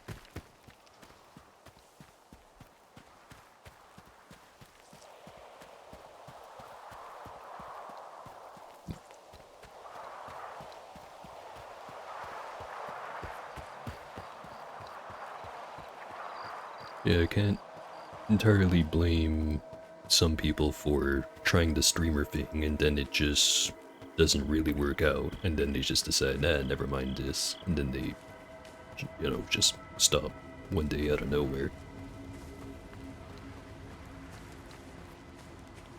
I don't know, I found it kind of fun.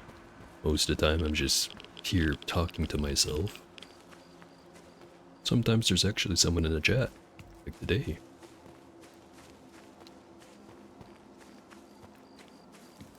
Makes things slightly more interesting.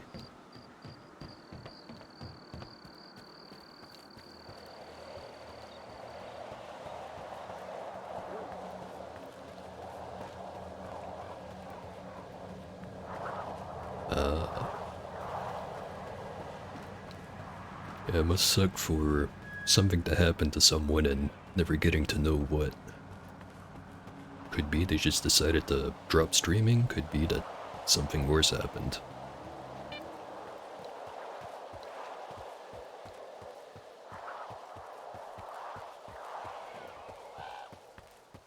If I ever just kinda stop streaming out of nowhere and there's no evidence that I plan to stop, just assume that I stubbed my toe so hard that I died from the pain.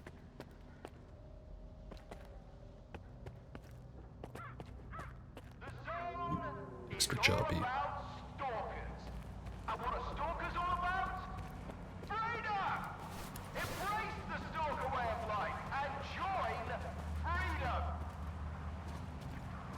We'll see if Barkeep has any work.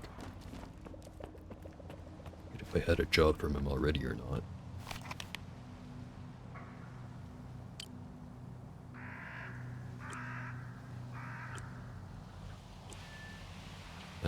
I did. Need to find a magic cube. Haven't found one of those yet. Well, another one of those yet.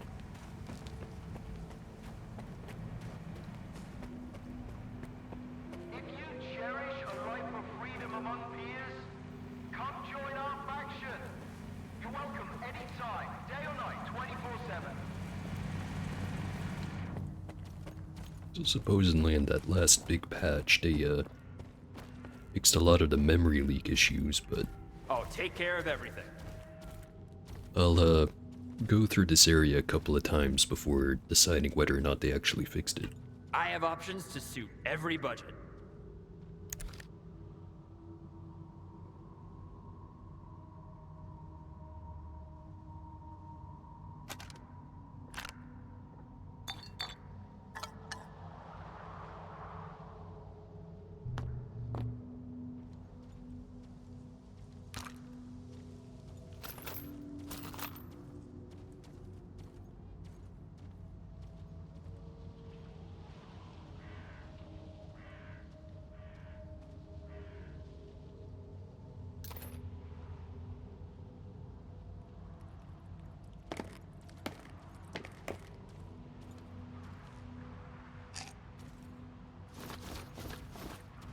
Assuming a lot of these guys who just kind of up and disappear are smaller streamers.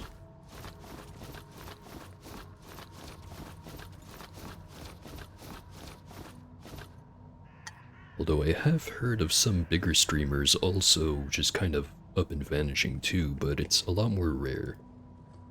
Or at least it seems to be, but that's probably just because there's a lot fewer large streamers than there are small streamers.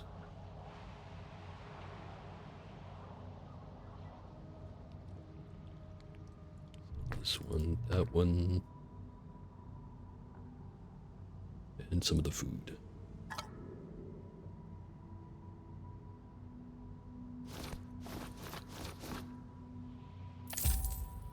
250,000. I can get some more goods. Come back later.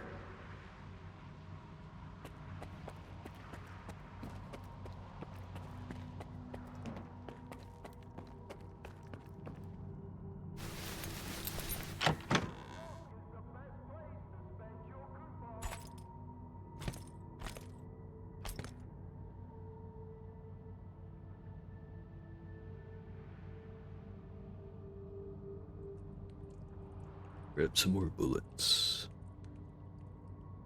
I think that's all of my regular bullets are in the gun right now.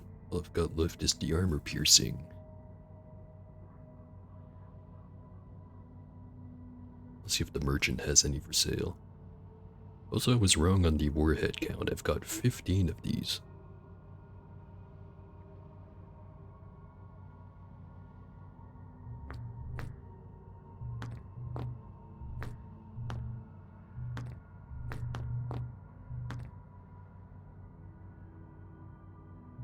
That out for later.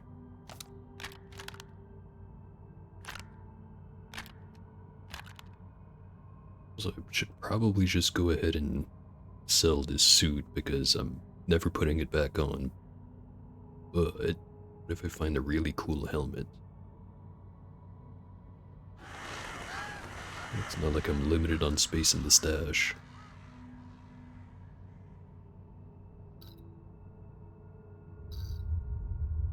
Okay, there's an emission coming. Find shelter. Ah, that's why it's been choppy.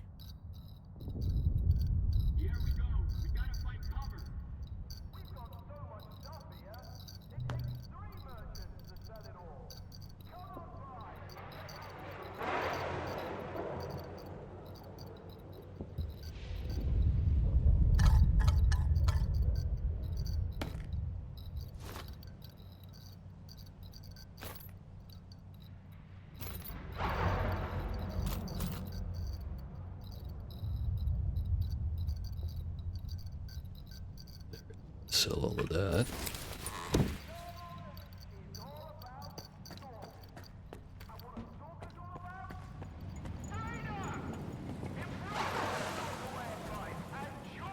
I'll take care of everything. I have options to suit every budget. I should probably just sell the stuff I'm not using, but it's not like I need the extra money. At least not right now. One exosuit away from being broke again, but I decided to sell the last one I found because it was one of the duty suits. For this game, they seem, or their suits seem to be specialized around being cheap to repair. I'd rather just have a high quality suit.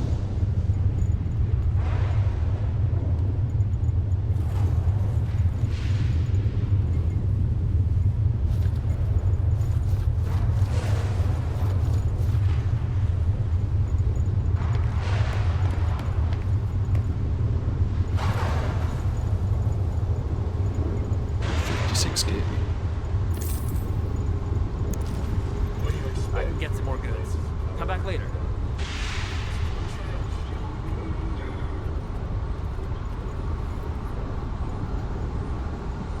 It's extra red out there today.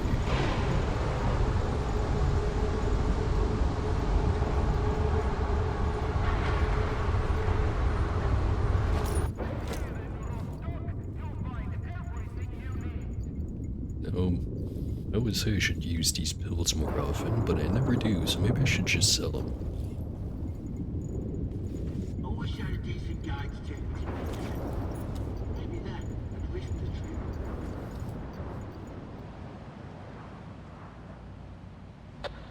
It's over, folks. Time to get back to business and pleasure. Right then. On that note, I'm gonna go take a short break. Right back. And I'm back.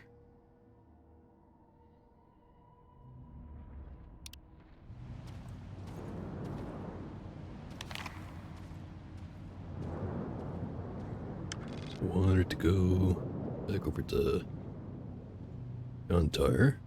Left some stuff on top of the scientist bunker last time. Might still be there, might not.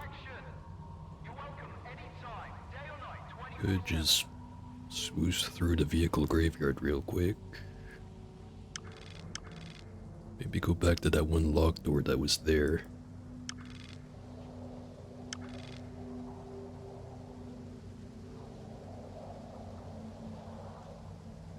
The artifact at the helicopter is probably still stuck in the same spot as last time, but hey, might as well go check. Maybe they fixed it.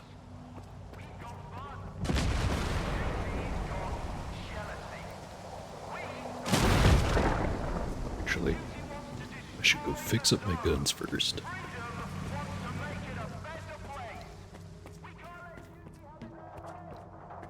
Got issues with your gear? We gotta get creative here. Let's see what kind of masterpiece we can create.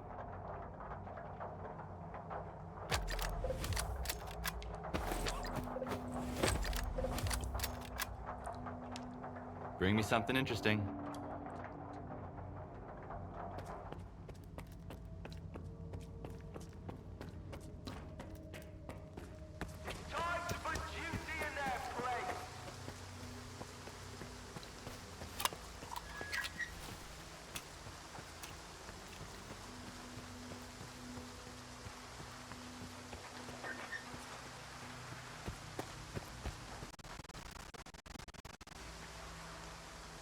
Audio went weird for a second there.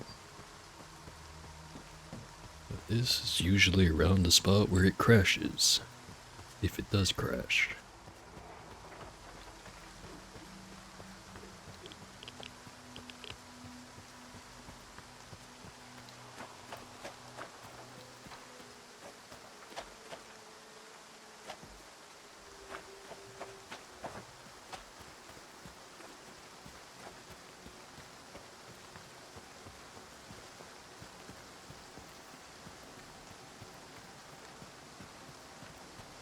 Seems like we're good. Maybe I spoke too soon. Oh, no wait, still good.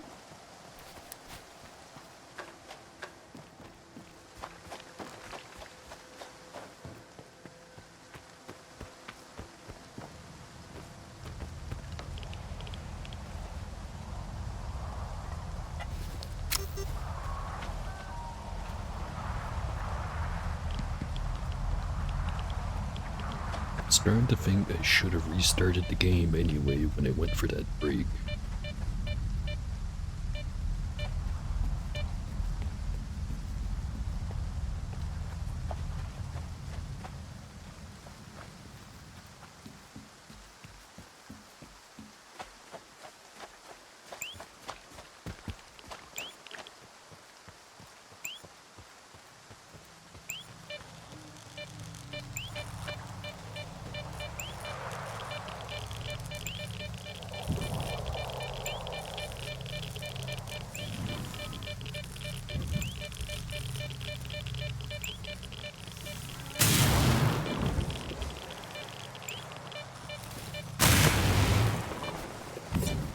I know.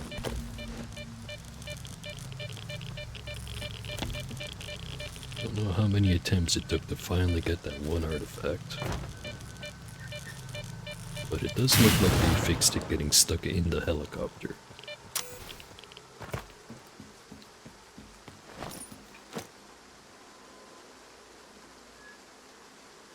Pretty sure I found one of those before.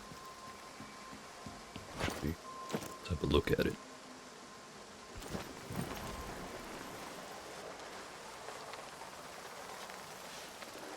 Yeah, that's pretty neat. Another thing. Missed out the pod. What happens on an energy drink?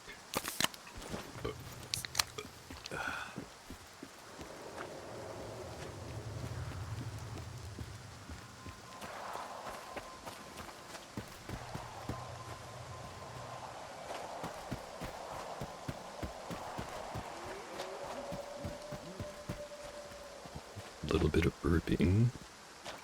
Nothing much else. How about canned food?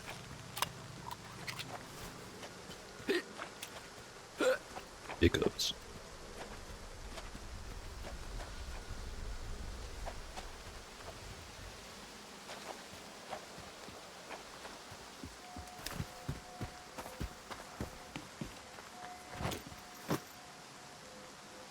Don't have any other food on me right now.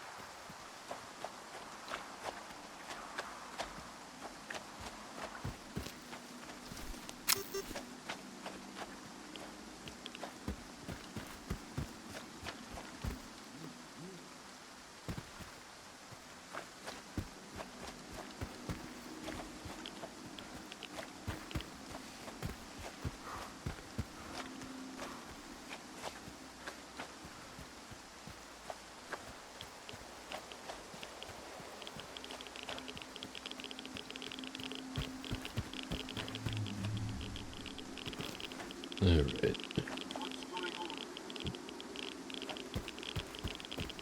Have to wait just a moment for that.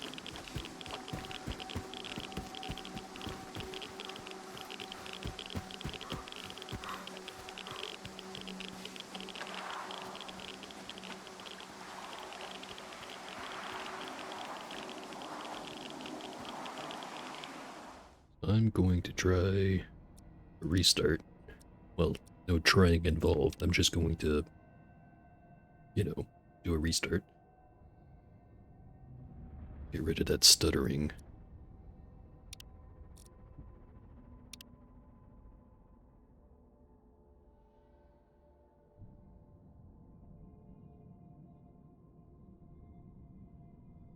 So we're going right back to break. Alright, shader compilation is nearly done.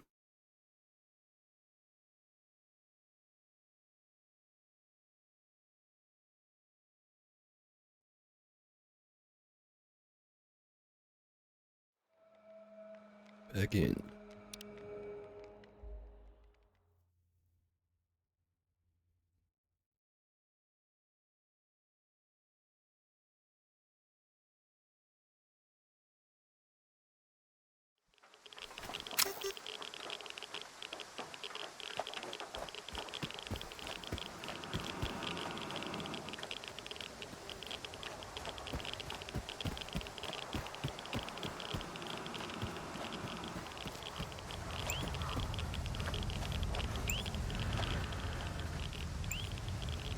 Right over by where the enemies are.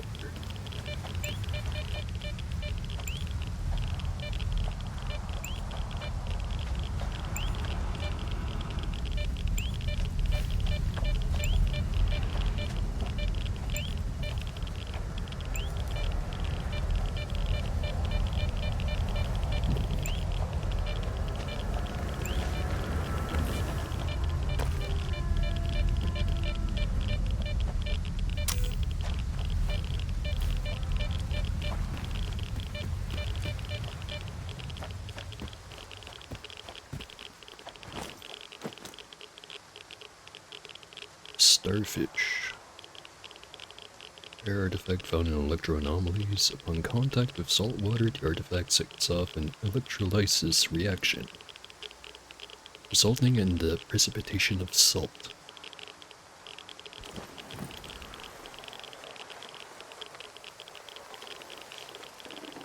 Neat.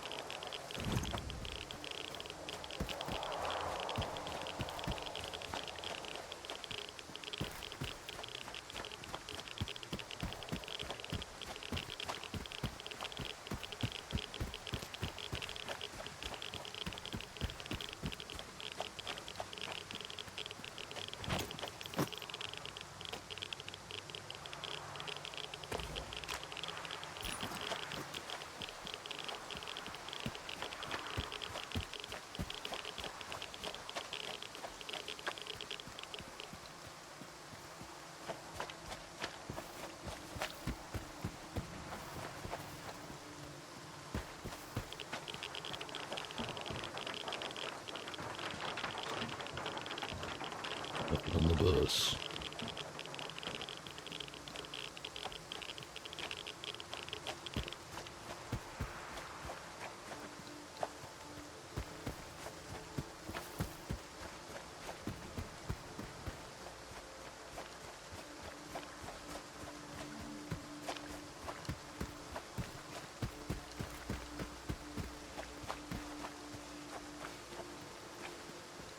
It's the container village. Locked doors should be right over here.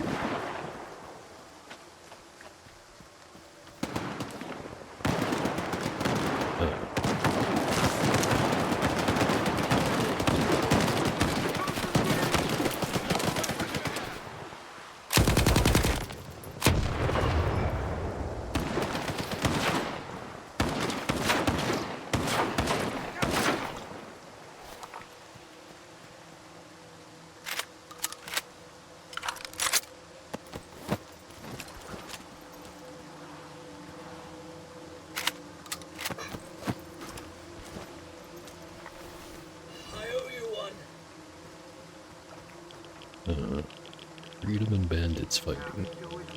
That doesn't usually happen.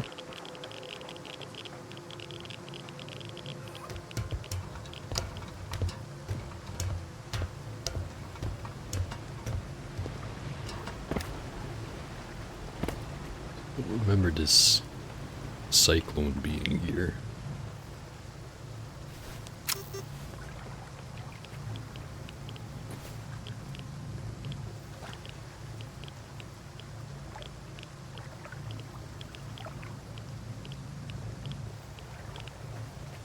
Getting anything out of it.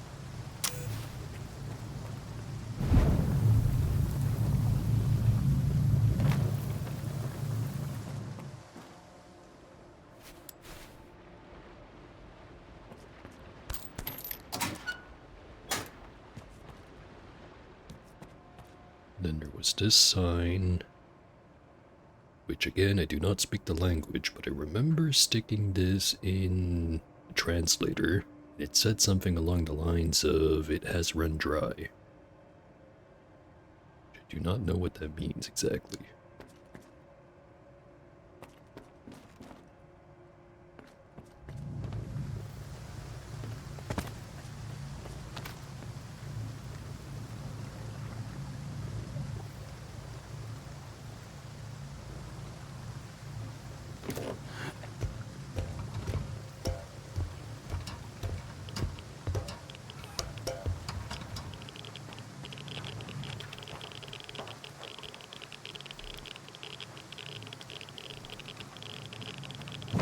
I already looted the bus, but there was a bunch of different bottles on here.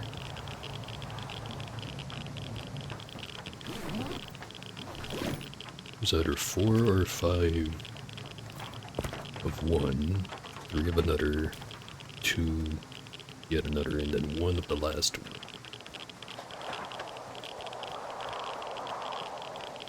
I need 4 digits for the code.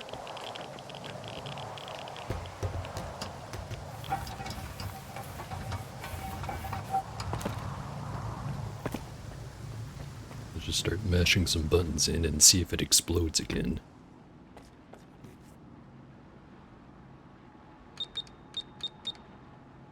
Let's try 4, 3, 2, 1. 4, 3, 1, 2. 1, 1, 2, 3.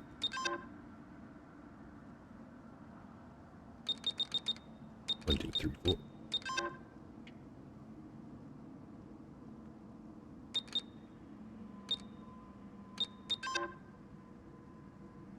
Don't think I'm going to be getting this one.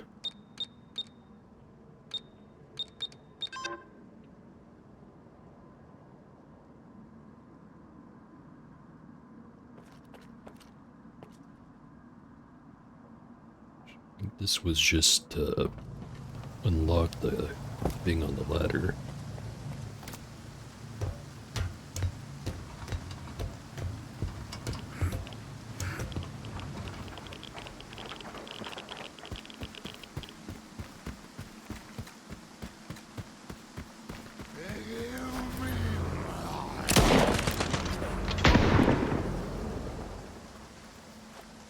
was different.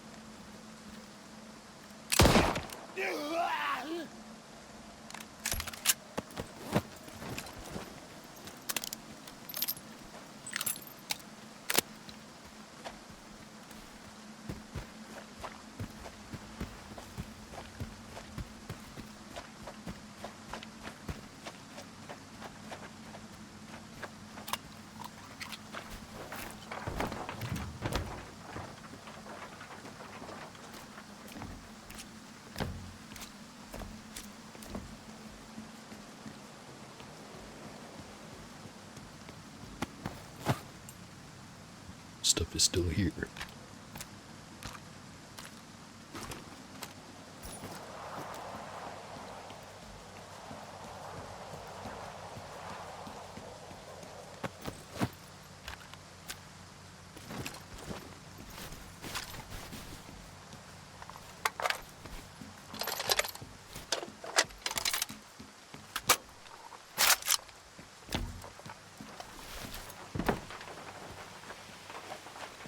Left anything in the bunker, but might as well check.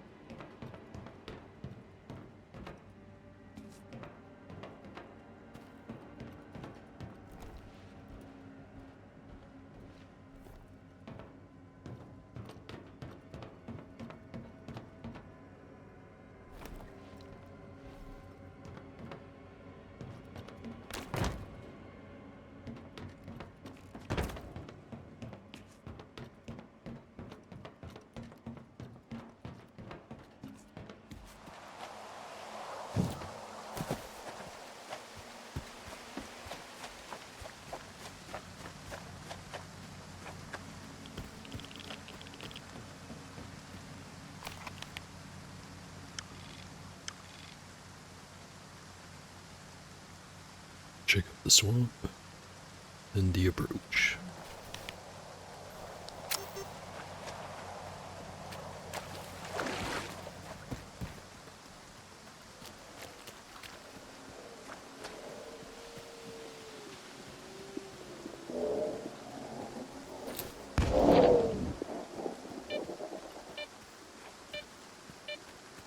Stray bubbles and not much else.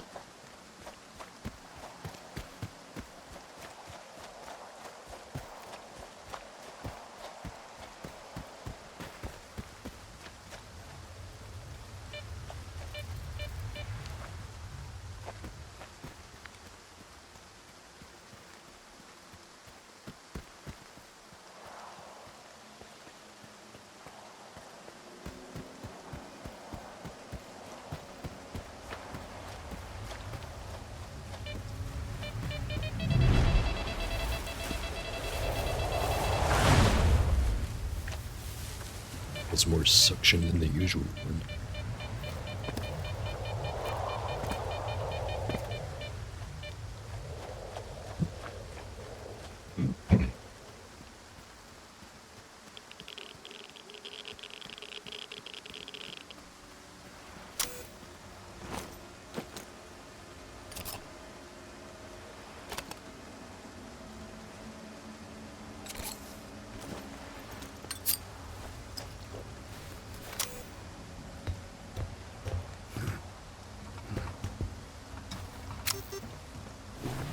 Not the stash I'm looking for. It is the stash of loot.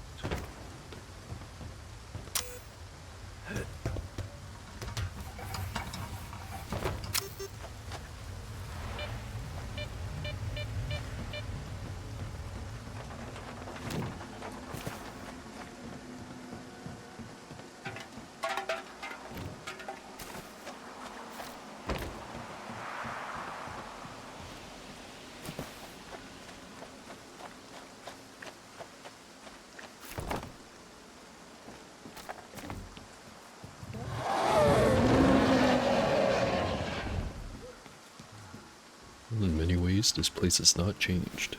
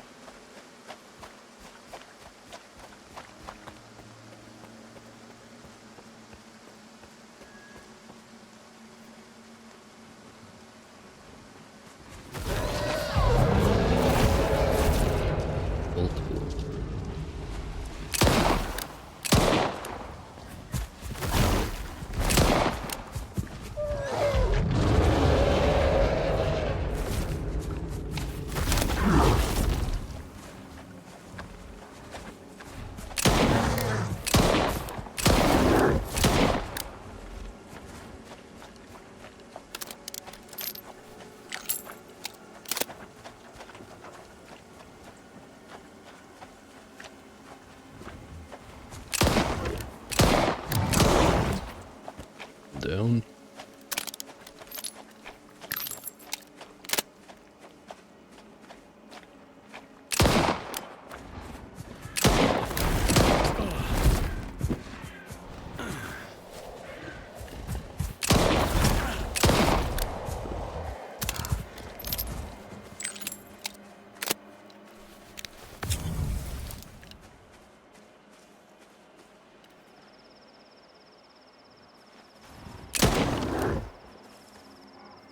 Got him.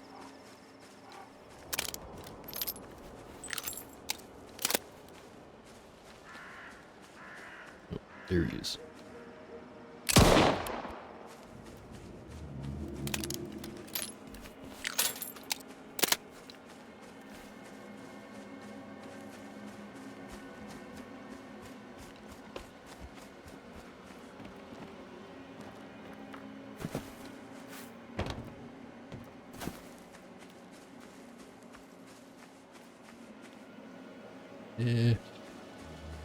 Not so sure I'd want to eat something that, at least for the most part, is human.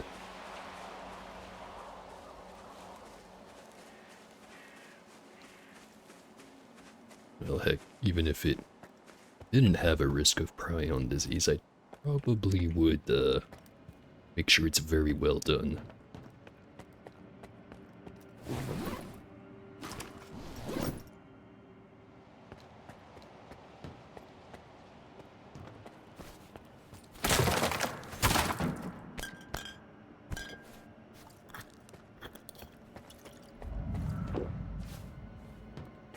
Maybe like half of a spice rack on there to cover up the taste.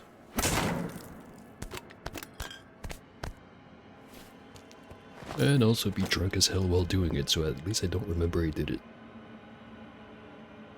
So now seems like a good time to do some more testing with the weird pot.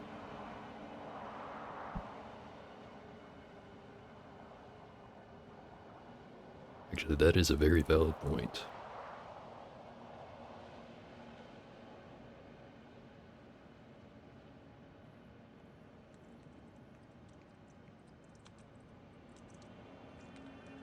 Well, if the game gave me the option, I'd give it a try, but it would probably give me parasites if I did.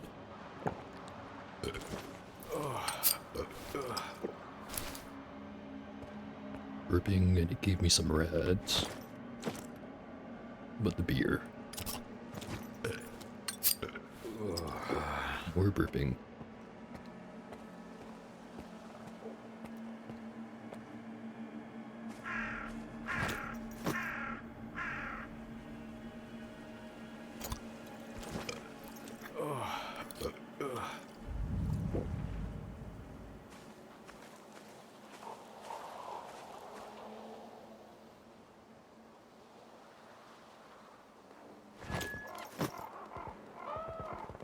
Think about it. If the canned food was irradiated from the first place, it could still be good. It tastes very good, but wouldn't kill you to eat it. So it gave me bleeding.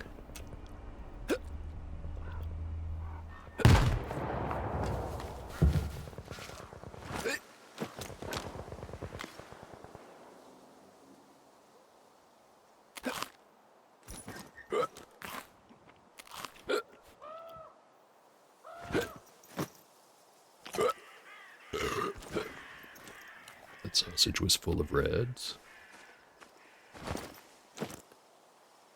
Now how about the thick milk?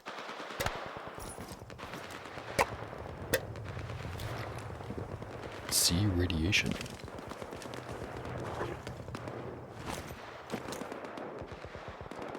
I think that's all the food items.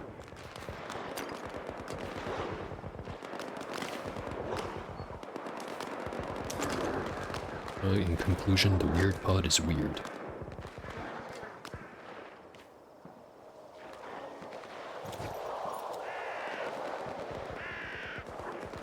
When I say irradiated food, I mean like the one where they make it go through a machine to sterilize it. I imagine most stalkers would probably make sure their food doesn't have any, you know, contaminants. Or at least the smart ones would.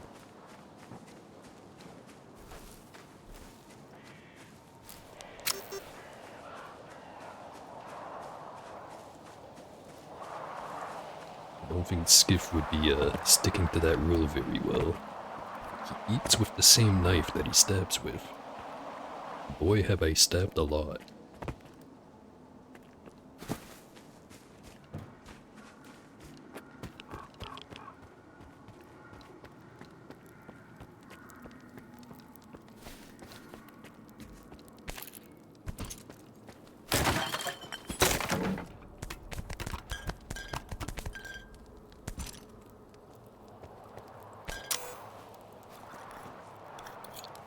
Oh, you mean the real stalkers? Yeah, don't think I'd want to risk, what was it, the alpha emitters? Which is, like, usually in dust and stuff. Mostly harmless if it's outside of you, but as soon as it gets inside of you, oh boy, you're in for some hurt. A whole lot of hurt.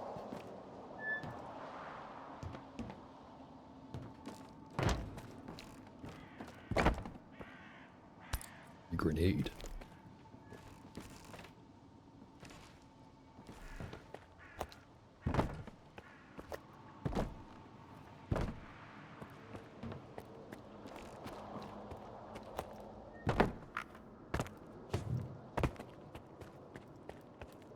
Yeah, that would make a lot of sense.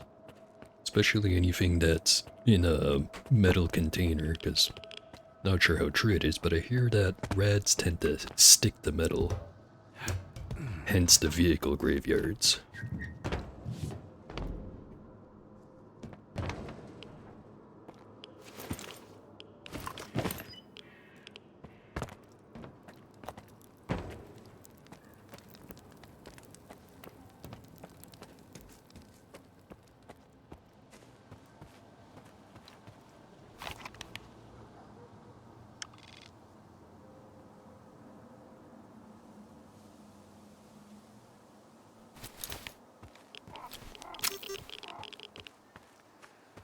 See a whole lot of little sparks over there.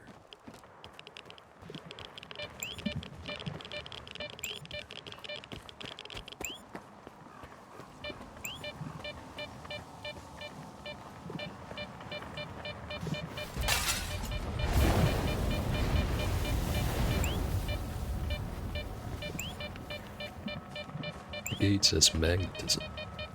Oh, know that.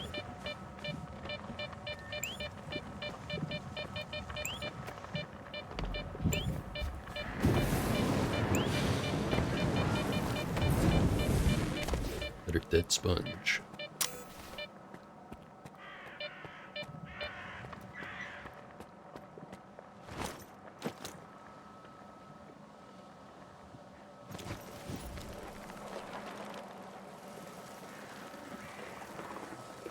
Still not sure why they call it a sponge.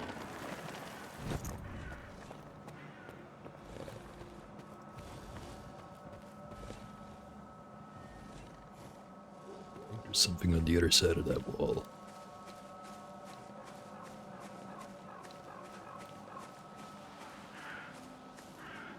I have a single rad bolt and a train of metal scrap. The whole wagon is busted.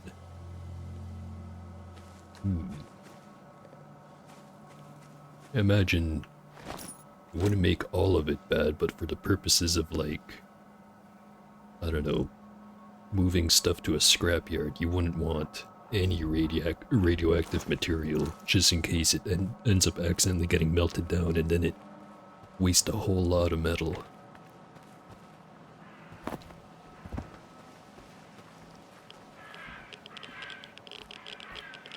Zombie.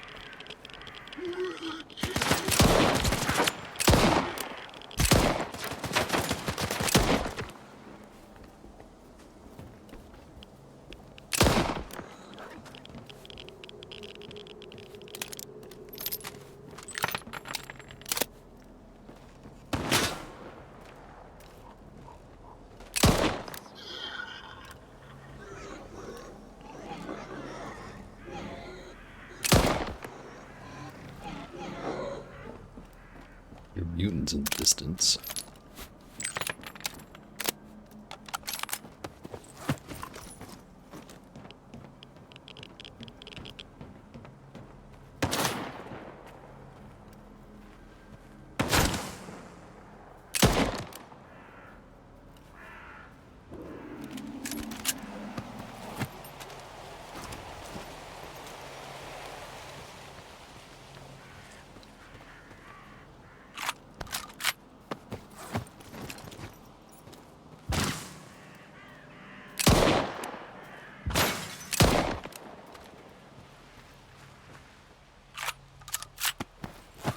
Lots of zombified monolith.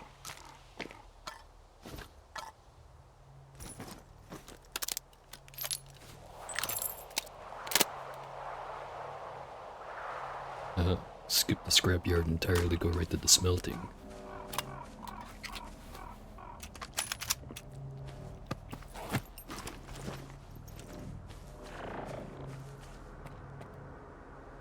Interesting sound coming from in there.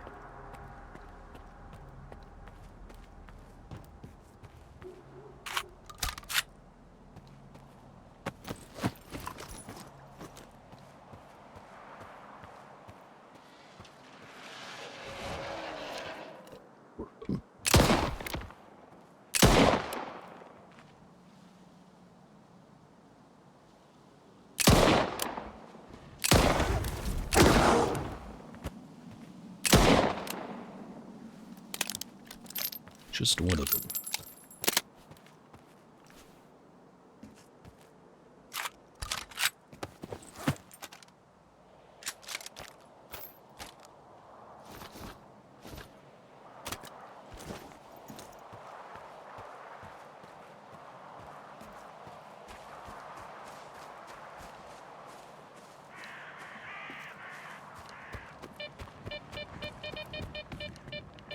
There's a way in here. Completely wrong. There's a giant hole right there. And the light was already on. They need to make the light stronger.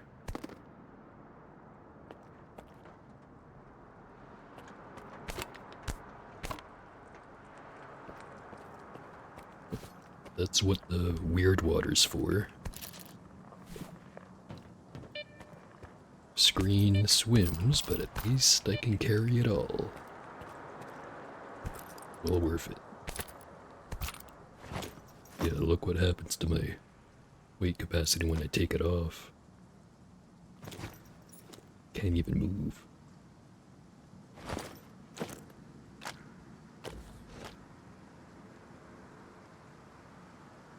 I can probably get away with not bringing as much stuff. Ditch 2 of the shotguns.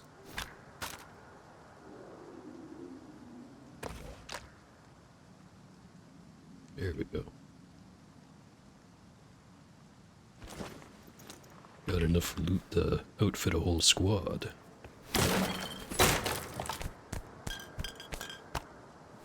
Feed one too.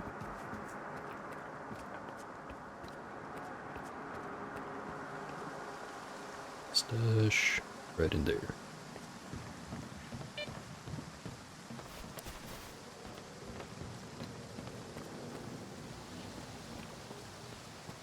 Yeah, Although I really shouldn't be carrying as much loot as I am right now. I have plenty of money. So if I only hold on to the good bits, I still get plenty of money, but I get to run around faster. Although, what constitutes as the good bits, takes some evaluating sometimes.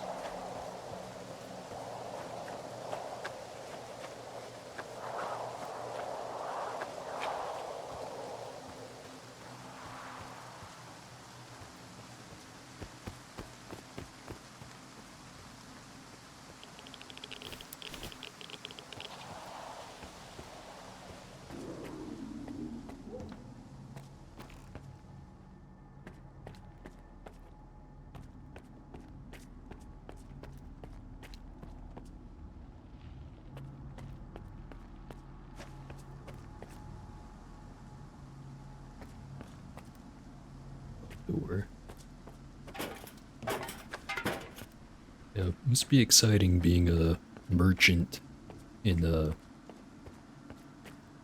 somewhere where there's an RPG taking place. All kinds of good loot at very good prices. Maybe not for the other guy, but for you it is.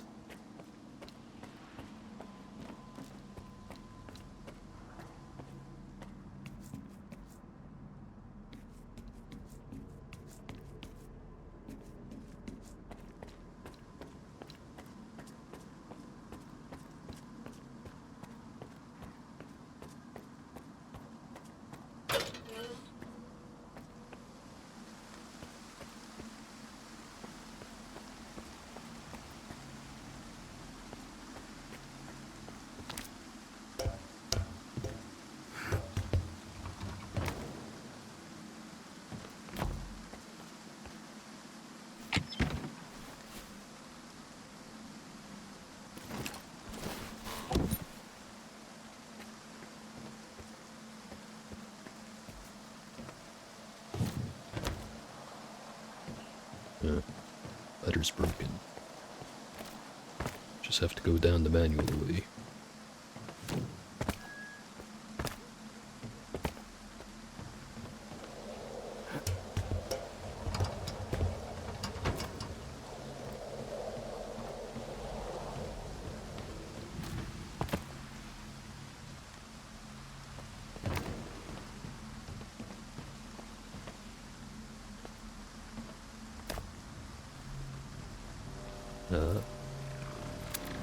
That's the sound I was hearing.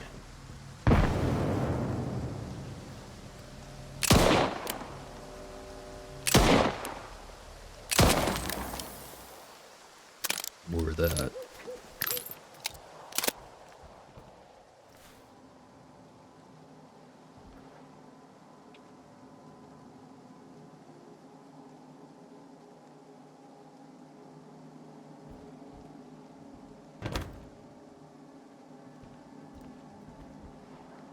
Now I think about it, it's kind of surprising that there's not more games, especially RPGs that have a lot of stuff to loot.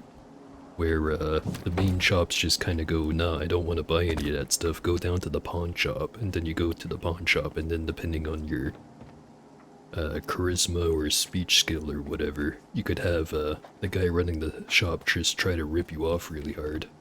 Which they already kind of do, but, you know, they could have some fun with it.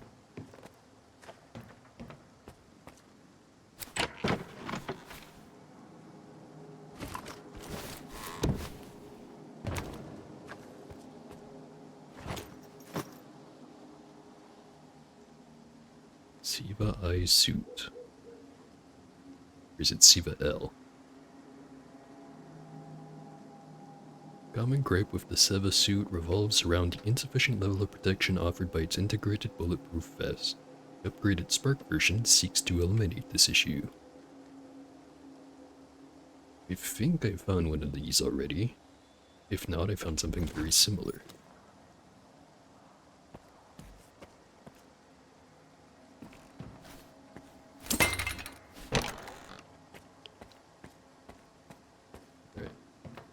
Can I get into the basement?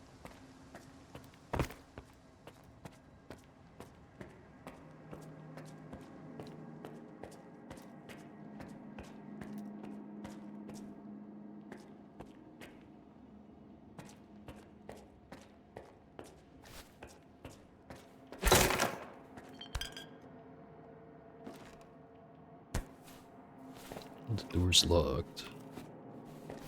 Kinda see a seam on it.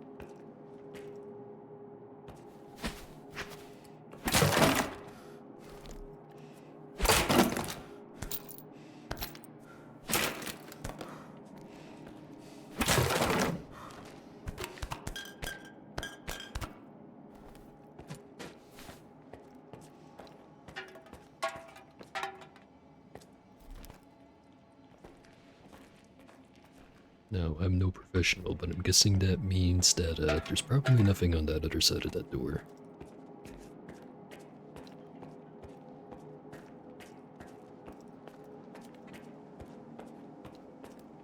Yeah, that does seem to be the way most economies progress. It's like that in Gates of Cud, it's like that in New Vegas, it's like that in Stalker. At the start, everything's too expensive. Later down the line, you have so much money that you don't even have to care about the money almost. Actually, one game that I like how they handled it was in Underrail, where if you have a giant pile of money, you can just invest it into making super steel plates. So I'm gonna drop these shotguns.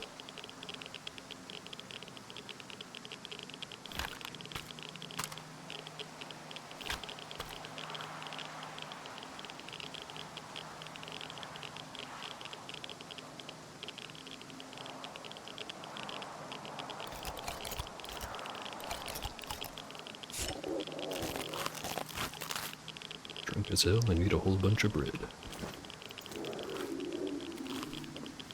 Yep, Underrail. It's kind of like Fallout 1, kind of. It's much more combat focused.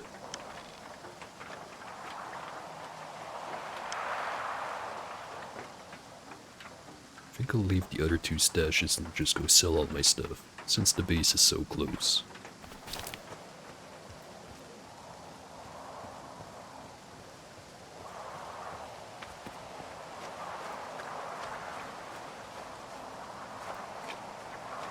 Yeah, my recommendation for that game is if you really like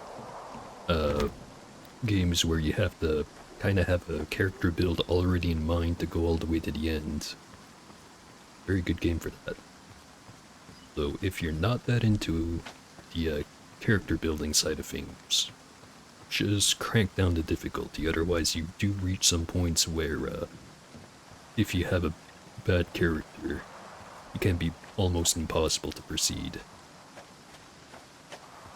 It's very game knowledge dependent.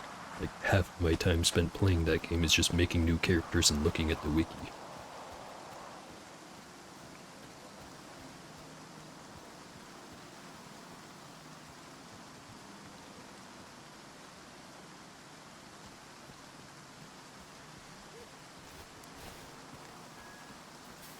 Yeah, I think it would only really be like if you're trying to play on the harder difficulties, like either on hard or dominating, that you actually have to like know absolutely everything about the game and take advantage of every single thing at your disposal. But if you're just playing on like easy mode, it's not so bad.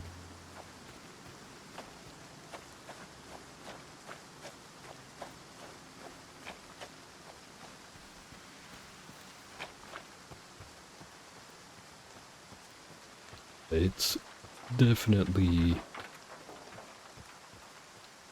Well, let me put it this way. It's one of those games where as soon as you start it up, it asks you to make a character and pick which skills and attributes and which feats, which are equivalent to perks, to grab. Which if you haven't played the game at all before can be kind of intimidating. There's only so many things you can be good at. And it is one of those games, especially if you're playing it on the harder difficulty, where it kind of expects you to pick a couple of things to be really good at, and that synergize together properly. And if you're just starting out the game, you don't really know what works together.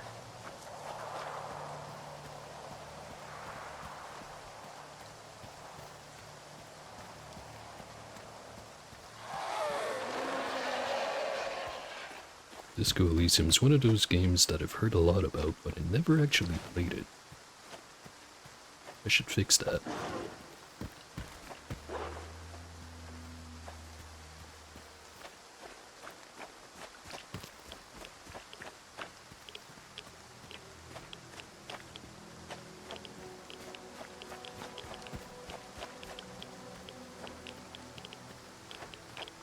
High recommendations.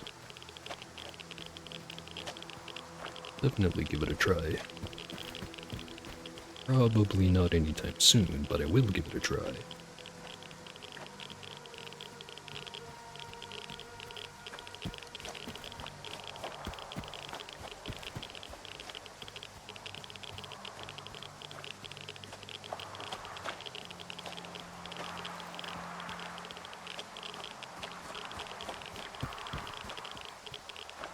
One thing I really know about it is that there's a whole lot of other game devs trying to make the same type of game, and every time people just complain it's not as good.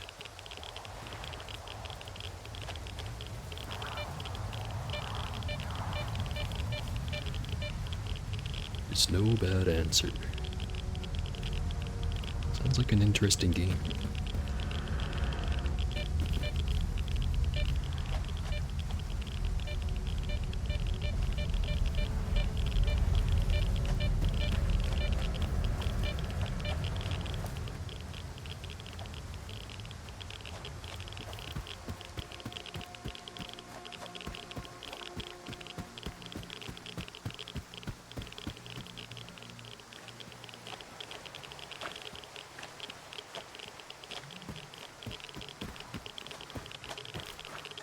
Surprised I didn't run into those bloodsuckers I heard earlier.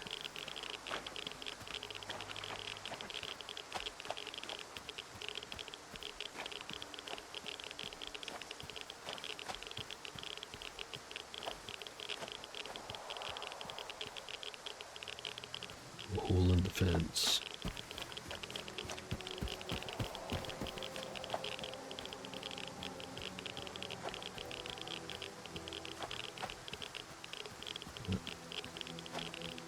So it's sort of like a choose-your-own-story book.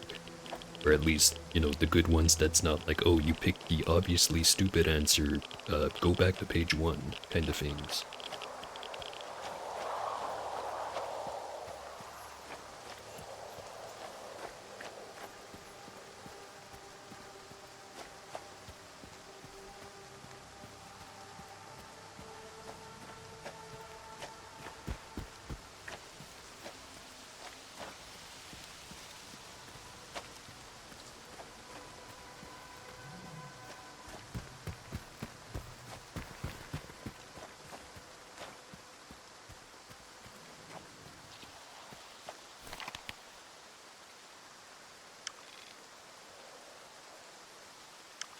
I wonder if there's anything up there.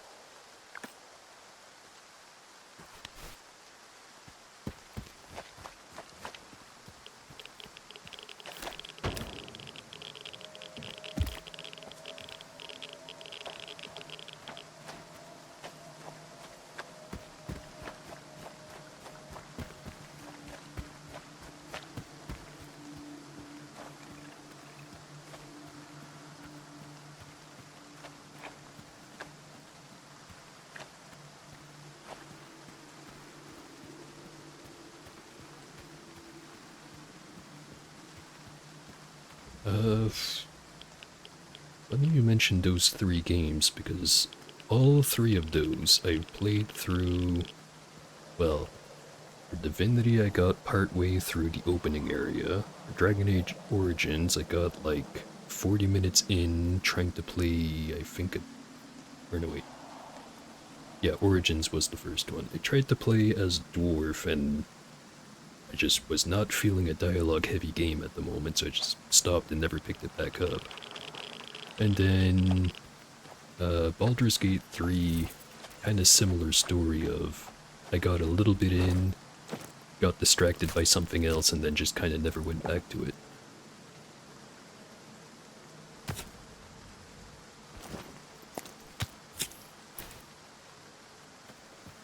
you want proof that I'm more into games about shooting rather than talking, there it is. Although, I can make the effort. There's plenty of games that had a lot of talking that I eventually got into, it just takes a few attempts.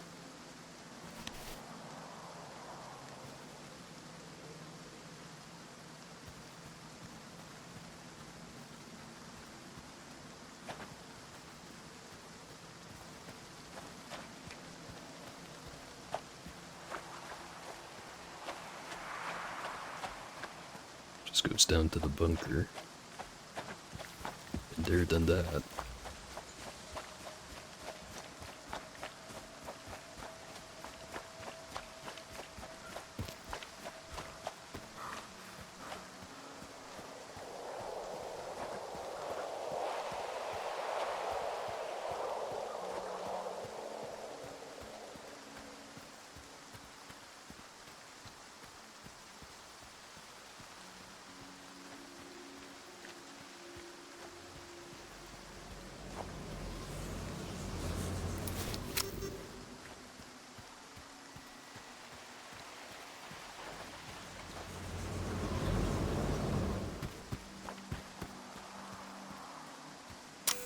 So it's the kind of game where they give you choice A and B, you go down the wrong choice and suddenly oops, you skipped a whole bunch of game and you can't go back.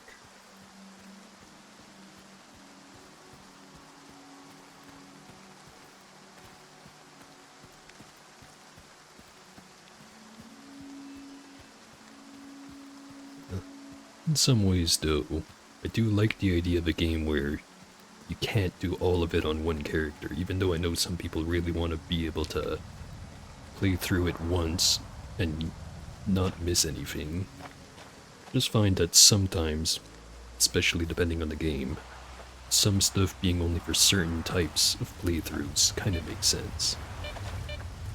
Actually, Underrail has something like that, where if you're playing a character that has sea powers,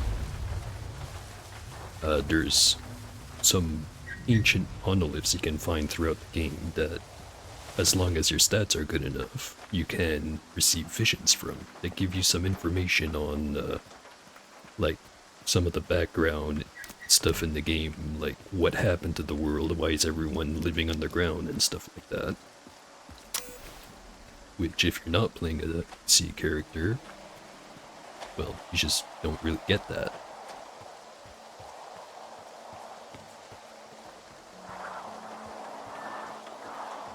But I think it is a pretty fine line.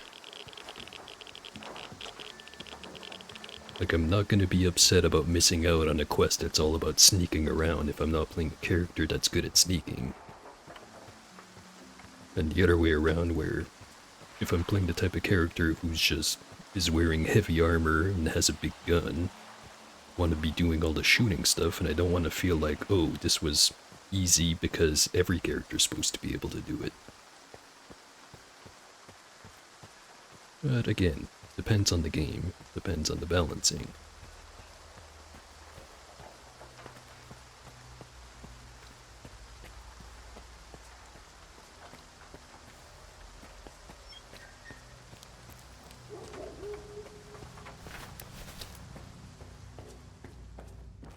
Yeah, the only argument I can see for something like that example you gave would be like, if you've already played the game and you want to like skip forward more. Usually they only really do that with stuff like tutorial missions and stuff. Like, I know the start of Fallout New Vegas, you can skip all of the tutorial stuff and just go right ahead with everything that happens after. Although they do put like a big thing at the end of the text line saying like, this is gonna skip the tutorial if you pick this.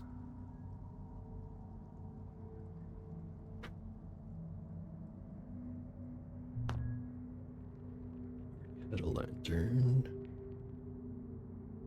Already had a starfish. Right, to sell all of those.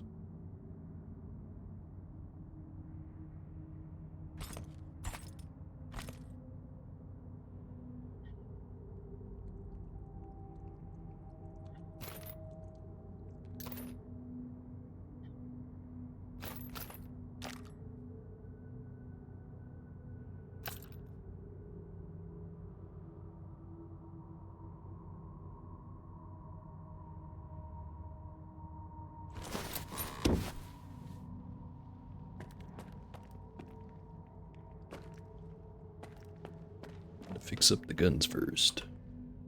Got issues with your gear? We gotta get creative here. You might be having hardware issues. Let's see what kind of masterpiece we can create.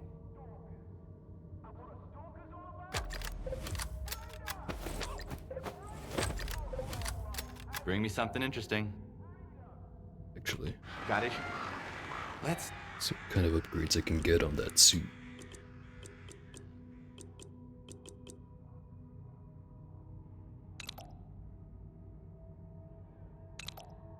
Physical protection, wear resist, weight reduction, carry capacity increase.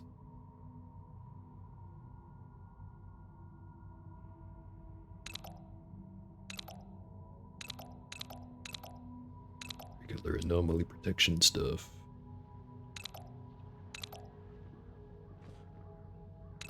Radio protection, more physical.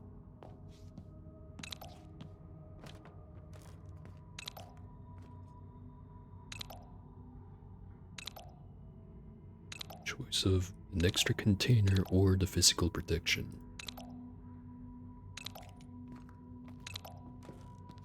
Extra container there. Two radiation protected containers. Regular red protection. I could have both the extra container and the physical protection. That'd be pretty good, but I can't.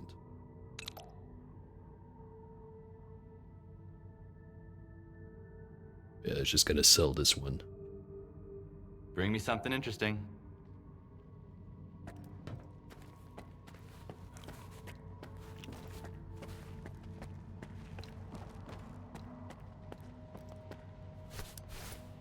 Oh, take care of everything.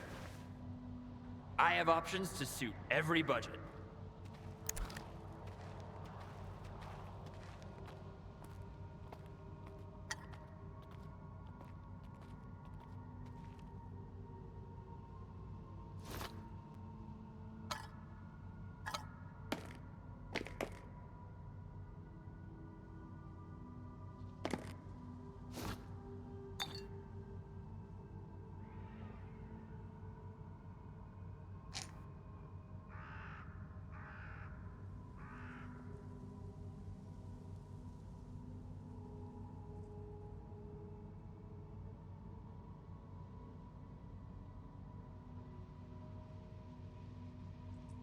Yeah, that sounds pretty funny.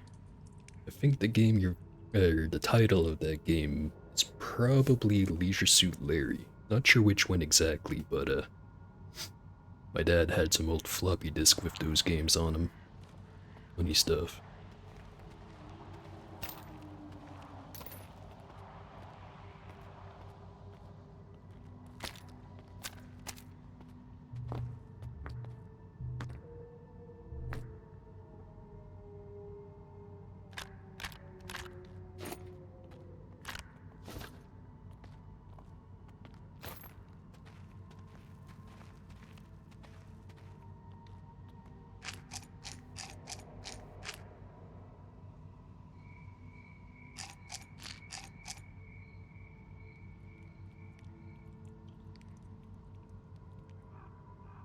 Oh yeah, no worries. Isn't a test, you're not losing any points. If anything, I'm the one losing the most points around here.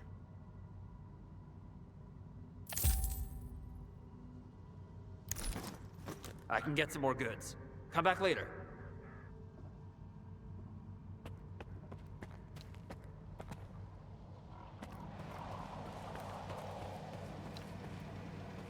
If you cherish a life of freedom among peers, come join our faction.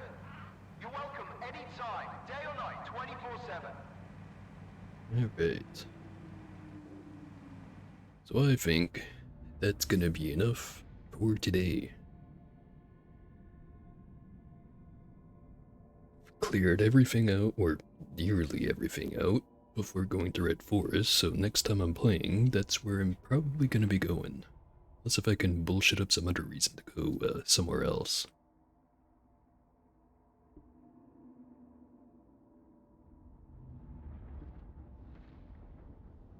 You know, I probably should go and play a lot of those old Sierra games because I keep seeing that name pop up all over about how influential they were back in the day. Thing is, I wouldn't even know where to start. But anyways, I should probably get going. Gotta go make some food. So, thanks for watching, and see ya.